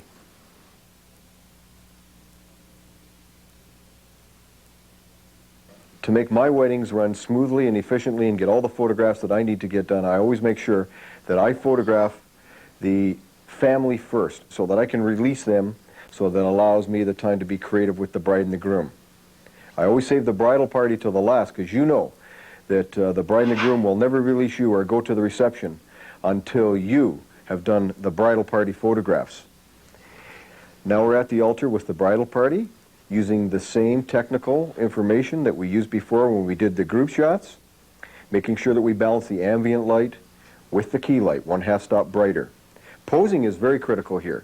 Got to make sure when you're posing all the girls that you pay all attention to where the bouquets are, the position and angle of their legs, making sure that head heights are different. One head's not on top of the other to make the whole photograph just all tie together. And then all you have to do, you don't always have to have the bride and the groom standing. We can have the bride and the groom sitting like you see here. And we just release the rest of the bridal party. Leave the best man and the maid of honor there. And we've got our next photograph. We let the maid of honor and the best man leave the photograph. We didn't have to change the camera angle. We have the bride and the groom look at each other. We have another photograph. Remember, it takes time to move the bride and the groom, especially the bride, and repose her. So the more times that you can move and change camera angles and move people around the bride and the groom, the more photographs that you're going to be able to take in a given period of time. The last picture that we did before he left, we took Marianne and Joe up on the balcony with this beautiful little window here with some nice architecture in there. Now the bride and the groom have greeted all the guests, and they're all excited, ready to have a great time. It's time for a little champagne. So we're going to do a little uncanny candy here, get the 30mm lens on, have the limo driver move in, pour some champagne for the bride and the groom, capture this at 100 watts, 125, f8, and then go down to 50 watts, move in close, and have them lean into the camera for this fun shot here. At Nadia's wedding, we captured it with a 60mm lens, and remember to do a little variation so you can sell more photographs. They might want to buy two of them. One looking at the camera with the sunglasses on, one kissing, so you got two saleable photographs here. And here we are with a classical look at Marianne and Joe's wedding, using the Rolls Royce, and down at the waterfront, and you can see all the beautiful diagonal lines in here, and this looks great. Now, getting away from that more conventional look and doing something really different and using the limo as a prop. Look at all the different things you can do now. You can shoot over the hood, you can shoot popping out through the roof, you can shoot from the back, the front, on the inside. Here's one here, shooting it from the back with them popped out through the hood. Now remember, if you're going to do this, it's done with a 30mm lens. And you're going to capture a lot of that sky in there. So you got to bump the shutter speed to make that sky go deep blue and dramatic, and then just pop the right amount of light in. Now we're getting into the limousine. And to capture that, what I usually do is I go over to the other side of the car, open up the door, and shoot through. I have the groom sit on the actual running board or floor, and the bride leans in, puts her arms around him, both of them, cuddles nice and close, or she can put one hand down on the seat to support herself. They can look over in the camera direction to make it even different. You can use different lenses. Here in Marianne's and Joe's, we've used two different lenses. One with the 40mm lens to capture more of the interior of the car, and to get a tighter look, we put the 60mm lens on, and we've used the Dream Edge soft edge on there. Now, to light this at this distance, the light is usually too harsh, and you'll start to get speculars on the face, on the forehead and the nose and so on. So this is a time to use the strobe safe. We put this on here, allowing for a one-stop difference, and what this does now, it gives you a nice softer light for the situation. Nadia's and John's, we have the strobe safe on, we're using the 60mm lens, he's sitting on the floor, and she's cuddled right up tight to him. Another variation is shooting from inside the limousine. Of course, to do this, to get the total effect, you're going to need a 30mm lens to catch all the beautiful interior and surround the bride and the groom with the whole inside of the car. You can do one with the limousine driver opening the door, leaning in, pouring some champagne for the bride and the groom.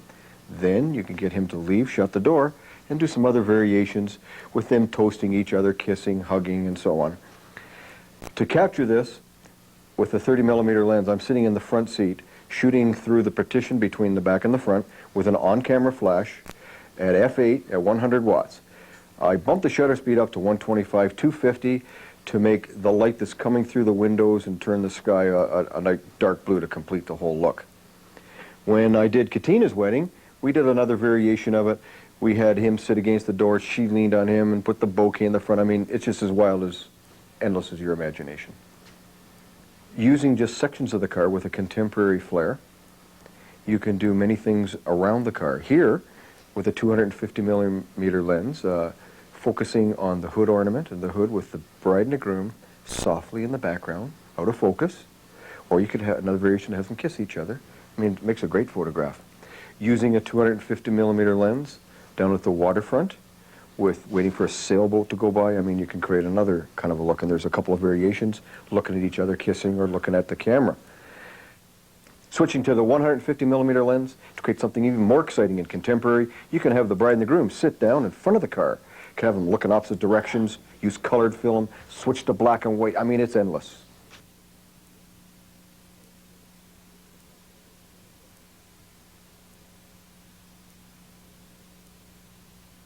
Here's a creative image with Simone and Fernando from Volume 1. We saved it till now to show it to you on Volume 3.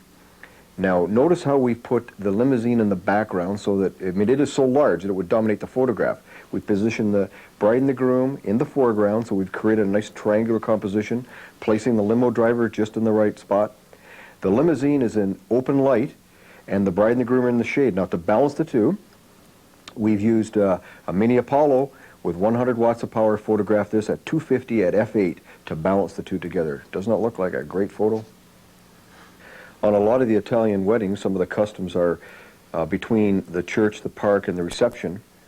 If we have time, we go back to the bride's house, and they usually have a lunch for all their guests.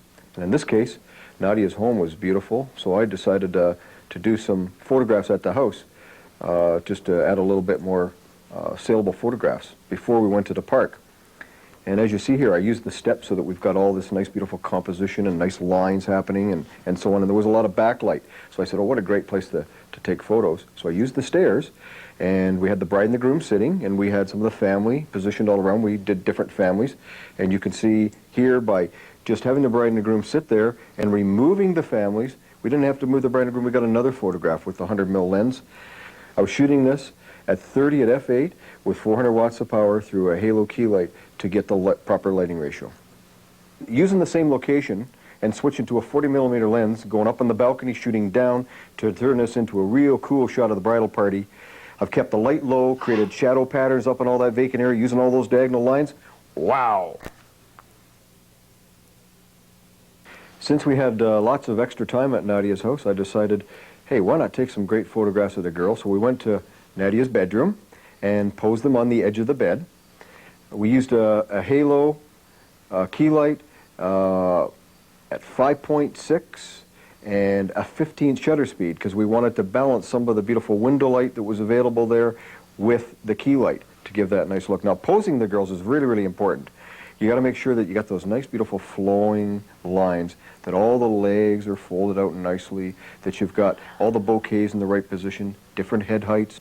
And another great variation is that you can just get Nadia to she just pulls the dress up a tiny little bit, shows her garter, all the girls look at the garter, and you got another great photograph to sell.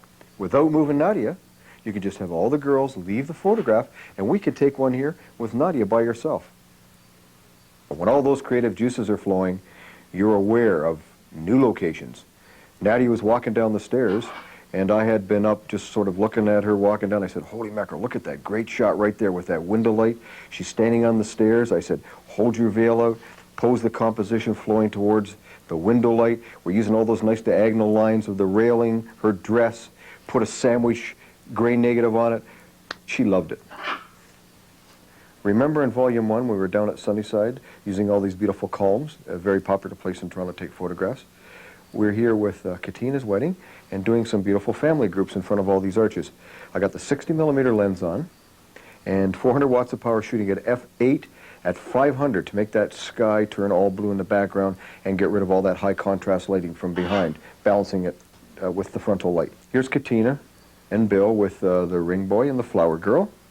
And another variation is bringing some of the family members in and positioning them around the bride and the groom. And then if you want to add more family members, you can see we can just keep adding, get other variations of the photograph. Some other variations using Bill and Katina in the same location. Use the Dream Edge filter.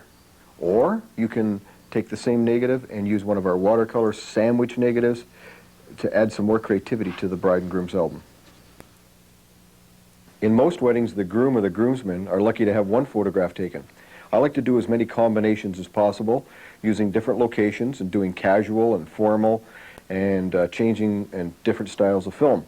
In Bill's wedding here, I decided to do one here with the black and white Ilford XP2, and I photographed it here using the 100mm lens at 200 watts, 125 at f8, and so it's sort of a casual pose. They're leaning against a couple of the pillars and so on. Now here at Joe's wedding, to make an interesting composition here, using the stairs, a little pillar and a lamppost, you can see that they're all individually posed, rather than make the photograph look stagnant. So you got to make some energy, make the photograph come alive. Do you see all those nice angles? I mean, you could take each and every one of them and photograph them individually there, and they still look good. But all together, it makes a dynamic looking photograph. Next is John and his groomsmen, and the lighting was very contrasty outside, so we had to find a nice little shady spot, and you see them all in the shade, but the light was still spilling in the foreground. So what I had to do was balance the two, so I bumped up the shutter speed and then kicked in just enough light so that we balanced the two together. And in this case here, I think it was 125 at f8 with 200 watts of power, and then we come out with a good balance here. Okay, here we are using the same location and a few variations using different types of film. The one here with John and his best man, we're using the Ilford XP2.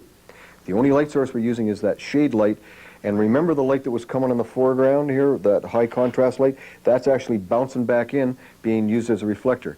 And then we let the best man go, and we move in tight with a 100mm lens to get a 3/4 composition of the groom. Without moving the groom, we just slide back to get a full-length position, slide the bride in beside the groom, wrap the two of them in the veil, and it makes a nice, beautiful, romantic image.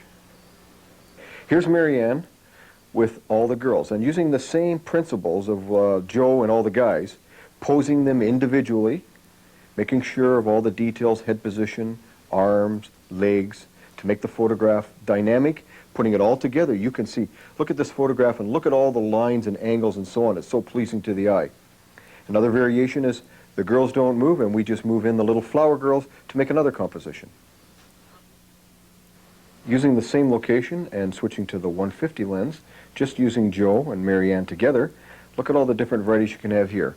One of the two of them leaning out, over-exaggerating the pose, looking at each other, looking at the camera, leaning in to kiss each other. I mean, it's endless. For a more exciting photograph, without having to move Joe or Marianne, all you got to do now is switch to the 40mm lens, change the film, get low, shoot high. Remember that they both got to be in the same angle or the same plane to pull this off. But look at the great images that you can create here, shooting right up the side of the office building. And then you can ask Marianne to leave and just do one with Joe alone right up the top of the building. I mean, look how dynamic this looks. Look at Marianne and Joe's formal bridal photograph taken in the same location. Notice the composition. Notice that no head is on top of the other and it's flowing. We're using the negative from edge to edge. To capture this, I use the 100mm lens, 400 watts of power at f8. Remember not to over flash it so that you blend the two together. This is taking an open shade and we're back far enough just so that we're just putting a twinkle in their eye so that it doesn't look like a flash exposure. Doesn't it look natural to you? Here's another approach to doing a bridal party. I call this the candid formal, done with a 30mm lens. And as you can see, we've got an outdoor concert theater here, and to catch the whole flavor of that, using the 30mm lens is taking all those lines and pulling it all together, compositions right in the middle. To light it, we're using 5.6.5 30mm lens, 500 shutter speed to make that sky look dramatic in the background. Another variation, seconds later, is have the bridal party lean around each other, look at the bride and groom kissing, click, you got another saleable print. Here's Katina's wedding party. I would call this a classical look. Bride and the groom is offset composition on the right-hand side. She's sitting up on a little ledge, and we're taking the composition running right up to the step. I mean, that looks great. What we do next is we remove the bridal party, and we do a photograph of Bill and Katina alone, using the Dream Edge filter and just a twink of light from the bare bulb. The next photograph we do is we move in close for a 3/4 of Bill and his little ring boy, and then we take photographs of Bill and the rest of his family. Here we are with his sister. We're using a reflector to enhance the photograph, wrap the light around with the warm soft filter, and then we take a photograph with Bill and his father, 3/4, with no soft focus because we want to keep the photograph looking a little more chiseled, masculine. Then we do one with Bill and his mom, and we use the warm soft filter again and the Dream Edge around to complete the photograph. And then we do one of Bill alone, 3/4 composition. If you can find yourself a spiral staircase, look at the fun things you can do, like we've done with Marianne and Joe here. Sort of a Romeo Juliet style photograph. Without moving Marianne and Joe and switching to the 100mm lens and positioning the bridal party around the staircase and at the bottom, look at this fun photograph you can take of the bridal party. Now, removing the bridal party and having Joe go up there with Marianne and switching to a 150mm lens again, I mean, look at all the different variation you can get here. Looking at the camera, looking at each other, and then Marianne leaves, Joe comes down the stairs, and look at the photograph we got of just Joe himself here. I mean, using his arms, getting all those nice diagonal lines in here to go with all the other beautiful lines. Really strong composition. Joe doesn't move, and we get all the girls up and beside him, and look at, he was having the greatest time of his life. Now remember, when you're shooting a wedding, to really tap on your creativity. Look for those extreme angles, low camera angles, high camera angles, and different lenses and lines of walls and everything. I mean, you can turn lots of nothing things into something if you just look for all the right angles. Like I did here. This was just a little railing going out over into the lake. I got really, really low with a 60mm lens. I used the Ilford, shot a 500 f8. Then I switched to the Agfa Ultra 50 film for the colored one to make the colors just pop out. Look at the Coke machine here, plain ordinary Coke machine. Using the Dream Edge all around, high contrast light. I mean, you can turn anything into something incredible. Just use your imagination. Remember, when the creative juices are flowing, you're an opportunist. You just have to look around. Lo and behold, we just looked over to the right. There was this beautiful little speedboat there. Marianne and Joe, crazy as they are, said, hey, let's have one in the speedboat. So we went over, talked to the guy in the speedboat. He said, sure, that'd be a great shot. Look at this. I put on the 250 lens, got a photograph of them getting into the boat, waving goodbye. Here's another great opportunity for the uncandid candid. Get the 250 mil lens on. You walk ahead of the bridal party. As they're coming walking towards you, you just go click, click, click. I mean, look at the kind of images you can get. And if they're hungry, want to go to the hot dog stand, I mean, you make sure that they're standing in the right direction so you can see their faces and one person isn't standing in front of the other. This is controlling the candid. And then you just tell them, buy the hot dog, both you eat at the same time. Look, you can come up with all these great photos. I love to use the 250 lens, especially for the uncandid candid, because you're not standing on top of them. You're shooting it from a long distance. You get that compression. You get that feeling. I mean, look at it. Isn't it beautiful? Here's a cafe photograph. This is done on black and white. Now, it's a candid, but we had to make sure that everybody was positioned properly so that one person wasn't standing in front of the other so that we could see everybody's face. And look, I mean, it looks like a candid, but it's pre-staged. You know how I like those Harleys. When I saw this one, I just couldn't resist. I said, hey, can we use your Harley for a couple of shots? Put on the 40mm lens, got a really low camera angle, got Joe on there by himself, got the bride involved, said, hey, that's not enough. Let's get the 250 on. Changed the composition, went back. I mean, look at these fun photographs, and they liked them too.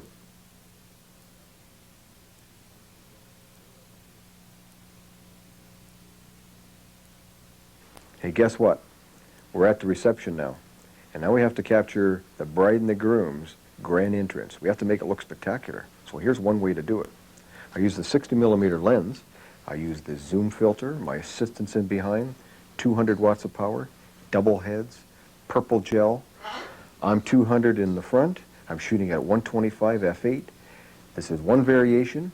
We go click again. We sandwich it with my watercolor neg, and we got two photographs of them coming into the hall, totally different. And here's Nadia's grand entrance to the hall, photographed with the same techniques as Katina's, with the zoom filters, the colored gels. We only had one negative, so to give her a choice, we sandwiched the other one with one of the watercolor series negatives. I have 12 of them. They're all different styles, and I use them throughout the album to make the bride's album look more unique and artistic and get them more excited about their wedding photography. Now, I don't want you to think that I'm partial, but I must have liked this image because I picked it for the cover of Volume 3. Now, the backlight is 200 watts of power split between two heads on two purple gels. To capture the zoom on those balloons, my zoom filter, 100 watts on the front. Hot, hot, hot, hot. This photograph of Katina's head table was quickly reposed after the official toast. The assistant goes up, tells them to look at the bride and the groom, not at the camera. I go up on the steps with a 30mm lens to capture the cake, the love portrait, the arches. To light it, my assistant is 200 watts, directed at the center of the head table, and I'm feathered off to the left, which covers it from edge to edge. I mean, isn't this one heck of a shot of a head table?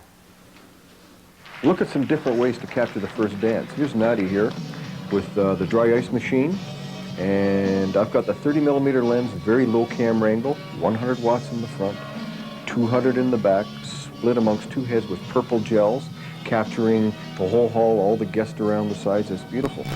This is another variation of the first dance using the 60mm lens with the zoom filter and backlighting it with 400 watts of power, two purple gels.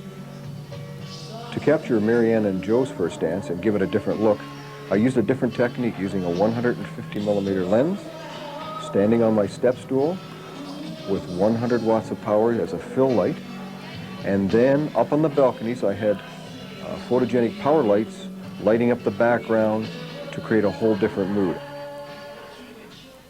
For Katina's and Bill's first dance, they did a ballroom style dancing, and so we wanted to make it look really different, so I went up in the DJ's booth with a 30mm lens to capture all the grandeur of all the arches in the whole hall. My assistants were hidden below under the DJ booth with two strobes, 400 watts each, to light it. Following in the Greek tradition, it's very important that you take a photograph of the bride in the lead dance and the Greek-style dancing, and also the groom. Other variations of candid photographs could be other important members of the family, like the parents or the grandparents. Katina and Bill had a reflection show at their wedding. Now, what is a reflection show? A reflection show is a two-projector slideshow dissolved to their favorite music. We programmed it ahead of time. It's photographs of when they were babies, when they were children growing up, and when they met, fell in love, together with the love portrait show that we did for them. As a matter of fact, there's one of the love portraits on display from the show right here this evening. It's all part of the whole concept, all part of the showmanship of the wedding. Now it's time to cut the cake. And to do it in a different style, I like to use the 100mm lens, 3 lights. The key light is high and to the left at 200 watts, 5.6. The fill light on the camera is at 50 watts, and the backlight is at 50 watts. Now, this is a great photograph, but look how busy it is in the background with all the people in the background. Just to complete it off, what I like to do then is to drop in my candid low-key filter, gets rid of all that background, and guess what? I mean, this is a fine-looking portrait. Now, here we're at Nadia and John's wedding, and the only difference is that they're on the left-hand side instead of the right-hand side, and we got a 60mm lens on. Now, I photographed it plain just to show you all the mess at the table, people in the background. How do you get rid of them?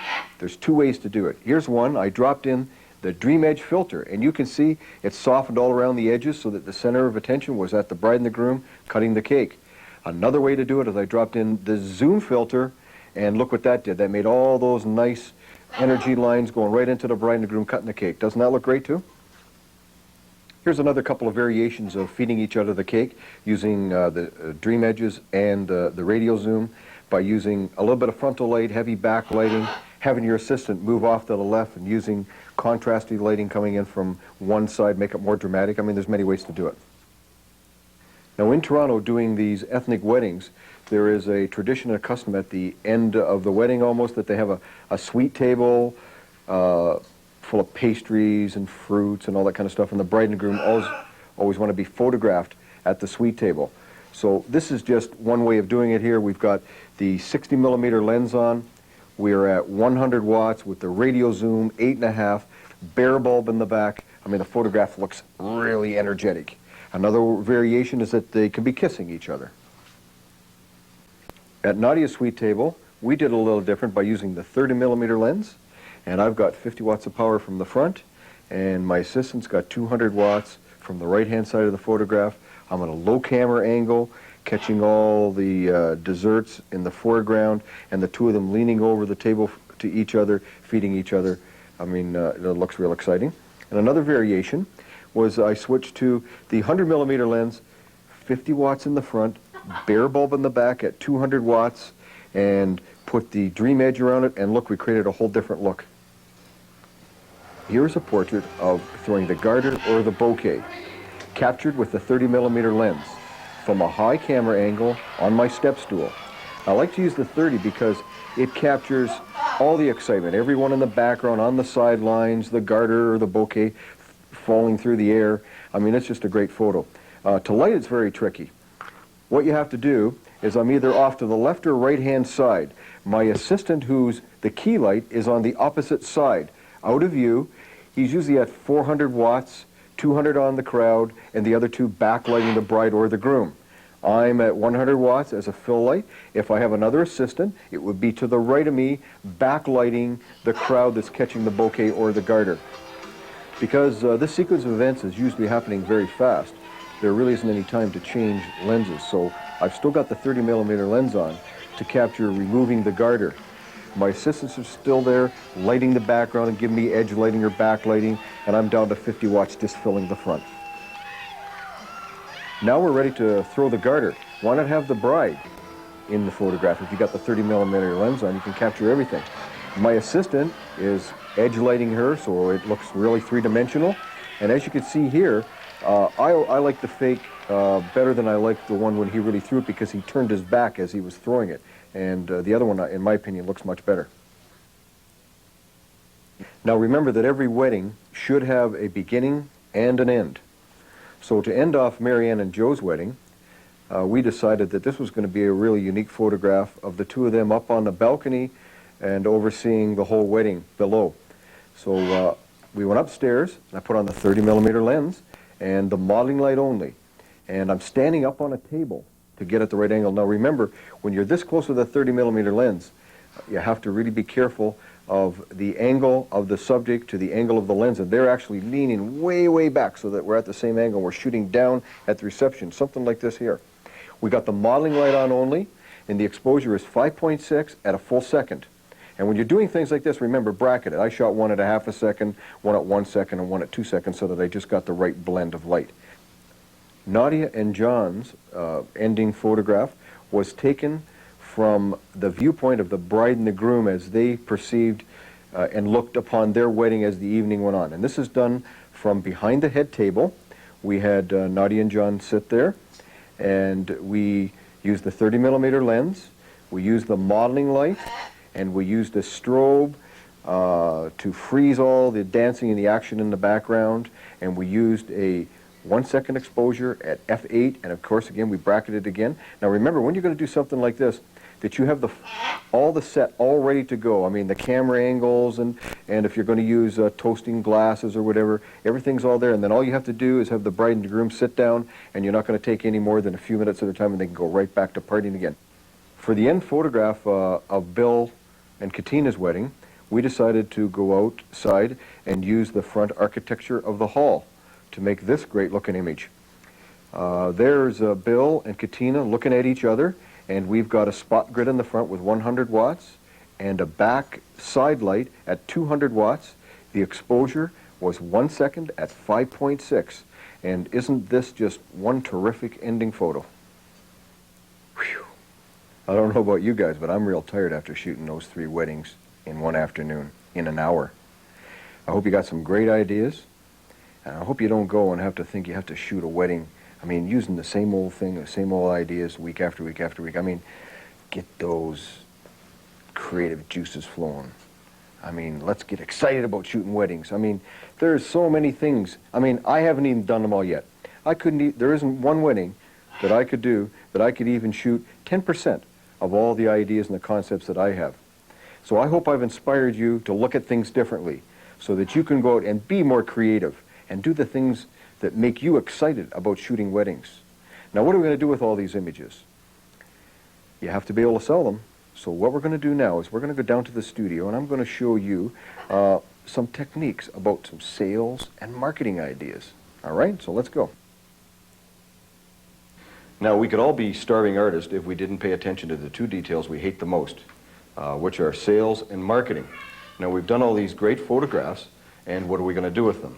If we don't have someone to buy them and pay the right price for them, it was all in vain. So it starts right here, the way you construct your price list. I have some coverages here, A, B, C, and D, which I call mementos. Some photographers could call them packages. And it starts off with 20 photographs, 10 by 10, for the bride's album. The next one is 30, 40, and 50.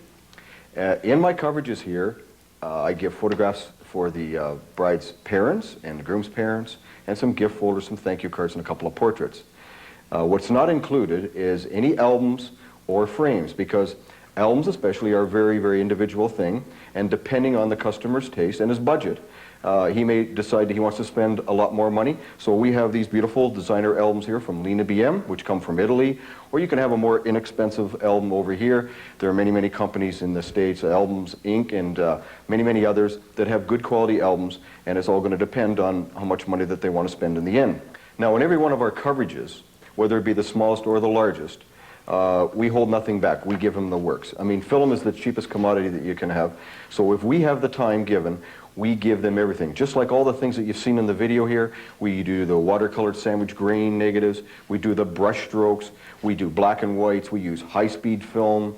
We make every photograph look different. High key, low key. We use lenses from 30mm lens using wide angle right up to the 350. The thing is, what we do is we usually shoot double the job. So whatever coverage that they're booked in at, we show them double those amount of photographs, because if you don't show them the photographs, you have no chance in selling them more photographs, where there's a lot of extra money there. But you've got to make each one look unique and different. It's very, very important. That's why we spend so much time to give our customers nothing but the best. Every one of our coverages also includes a love portrait. Some people call them engagement portraits. We call them love portraits because you can have one of those done anytime. And what we usually do is we schedule this before the wedding. And it's sort of a designer look. Their fantasy come true, and it's showcased at the wedding. On volume 4 love portraits, we cover it from beginning to end. At that time, when they have their love portrait done, or 3 months prior to the wedding, this is when their full deposit is due, which is 60% of the agreement or the contract price. The balance is due, the 40%, when they come to view their work on the viewing date, the first time they see the photographs. And we make this very, very clear so they know when they come to the studio that they owe the balance of the contract. And how are we going to show them their photographs? There are many, many different ways to do it. One of the simplest ways to do, I guess, which is what some photographers do, is put the proofs in a box and send them home. And then the customers use them for coasters, and you have to chase after them for weeks and weeks to try to get them to bring them back and collect the rest of your money. Another great way to do it is to put the proofs in a viewing album in a chronological order of how the wedding unfolded, and you can put the dupes and triplicates and so on, and in some cases you have to chase after them to bring them back to collect the rest of your money. Another great way to do it is video proofing, where they can look at it, you know, for those couch potatoes on their TV set. Another way to do it is to bring them back to the studio and use transviews, slide presentations, set to music or without music to make their selection. But what I'm going to do is I'm going to show you how I do it. It's something a little different and unique, and I've had a lot of success with it. And when I finish photographing the wedding, I send all the film to my color lab and have it processed on roll film, just like this you see here. And at the same time, I have it roll contacted. And the reason I have it roll contacted is that when they do roll contacts, they use an average densitometer reading. And you can look at your roll contacts here, and you can see whether you're dead on your exposures, whether the next time in a given situation you might have to open up a half a stop, or you might have to shut down a half a stop, or if you're using lighting, double lighting, that your assistant may have to next time cut down 50 watts of power so that you have more control over your images. I also use it as a training tool for Sean and Jody and other upcoming photographers to look at this so they can evaluate what their exposures are like. Then what I do is I take the film here and I have a Photofix here by Tamron. And what I do is I do my editing on this Photofix. I have a Sony monitor here, and what the Photofix allows me to do is it allows me to have control over exactly how the images are going to be presented to the customer. And I give instructions to my production department. Look, I can look at it like this, and I can change the density, or I can say, well, we'd like this one printed a bit lighter. Then I can go like this and zoom right in, so I can see expression on the faces, refocus again, I go, yeah, that one's great, so we'll just come back out. Then I can put my lines on here. I'd like this one cropped right here like this, so we can have it exactly the way we want it. And then we can move on to some other images. So for instance, here, watch, we'll just go over to some black and white here. Here's a really good one here. And we can say, look, we've got a nice little sepia color here, or I can go, I'm going to change the color tone, make it a bluey black and white, make it look surrealistic, or I can say, well, now I'd like this one printed with the grain negative over top of it, or I can use the brush strokes or whatever. I have total control, and I just write down all the information right on the sleeve here, and this goes to the production department, and so we get the results back from the lab exactly the way we want it before we show it to the customer. And here we have these beautiful photographs that came back from the lab, printed exactly the way we wanted with the, you can see this one here has the watercolor look, and this one over here is printed sepia by our instructions. And we put them in a viewing album under plastic so that when we show them to the customer, we explain to them that they are the real photographs and we don't want any fingerprints on them, and they're going to protect them this way, and then we're going to put them in a designer book later. And what we're going to do right now is we're going to go upstairs to show John and Vasula their beautiful wedding photos for the very first time.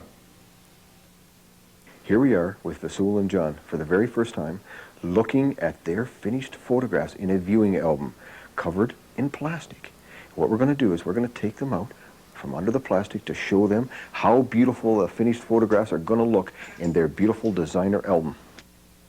As we're looking at these photographs, they're asking me how many are in here. There are 80 photographs in here, and they've only booked at 40. There's 40 extra, but they are also beautiful and different with all the techniques, high key, low key, sandwich snags, grain.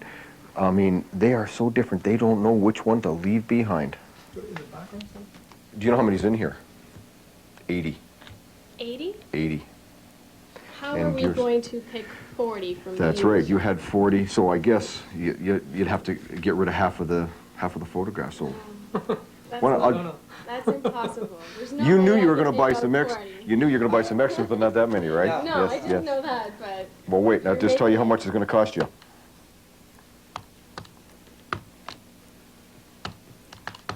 Oh, look at the colors. Oh, it's only $13,288. that's it? Oh, Yeah. I got that in my pocket. Sold. After Vasul and John have looked at the 80 photographs and decide there isn't one they could leave behind, I'm going to show them now about the advantages of having texturized spray on their prints to protect their investment. What it does now is it protects them from all the elements, the fingerprints, moisture, fading. There's just no way that they can refuse it. I have a custom display case that I keep my Lena BM designer albums in. We open the glass door, we let the bride and the groom take one of the albums out. Let them feel that buffalo hide leather. Let them touch that handcrafted silver so that they can feel what it's like to own one of these beautiful designer albums they're going to take home and put on their coffee table. And now remember that this is the bride's album no matter what happens, so I'll get you to just autograph it right here, and you and I will have a drink to consummate the deal. How's that? Okay, so you just want to autograph it right there, Zula?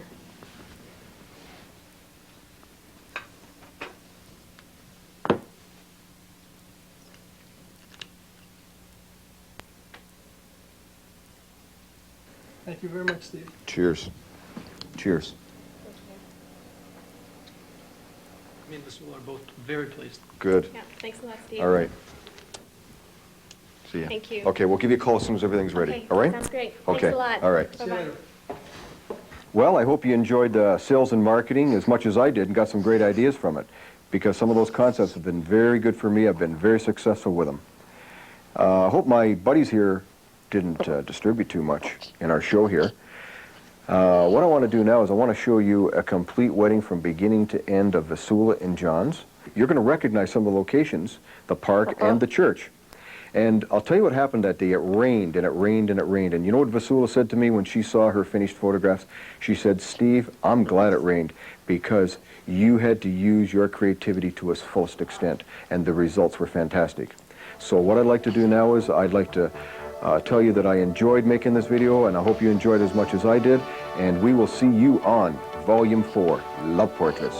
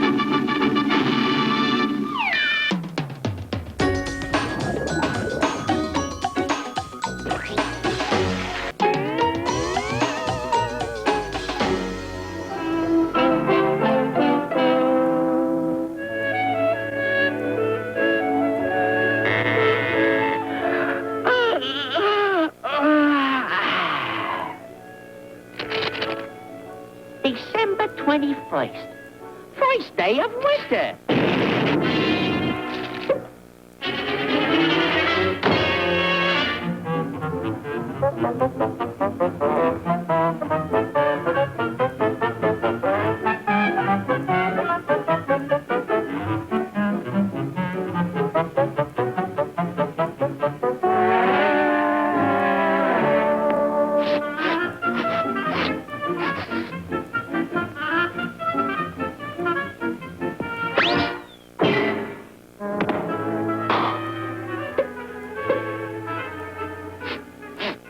Nauseating, isn't it?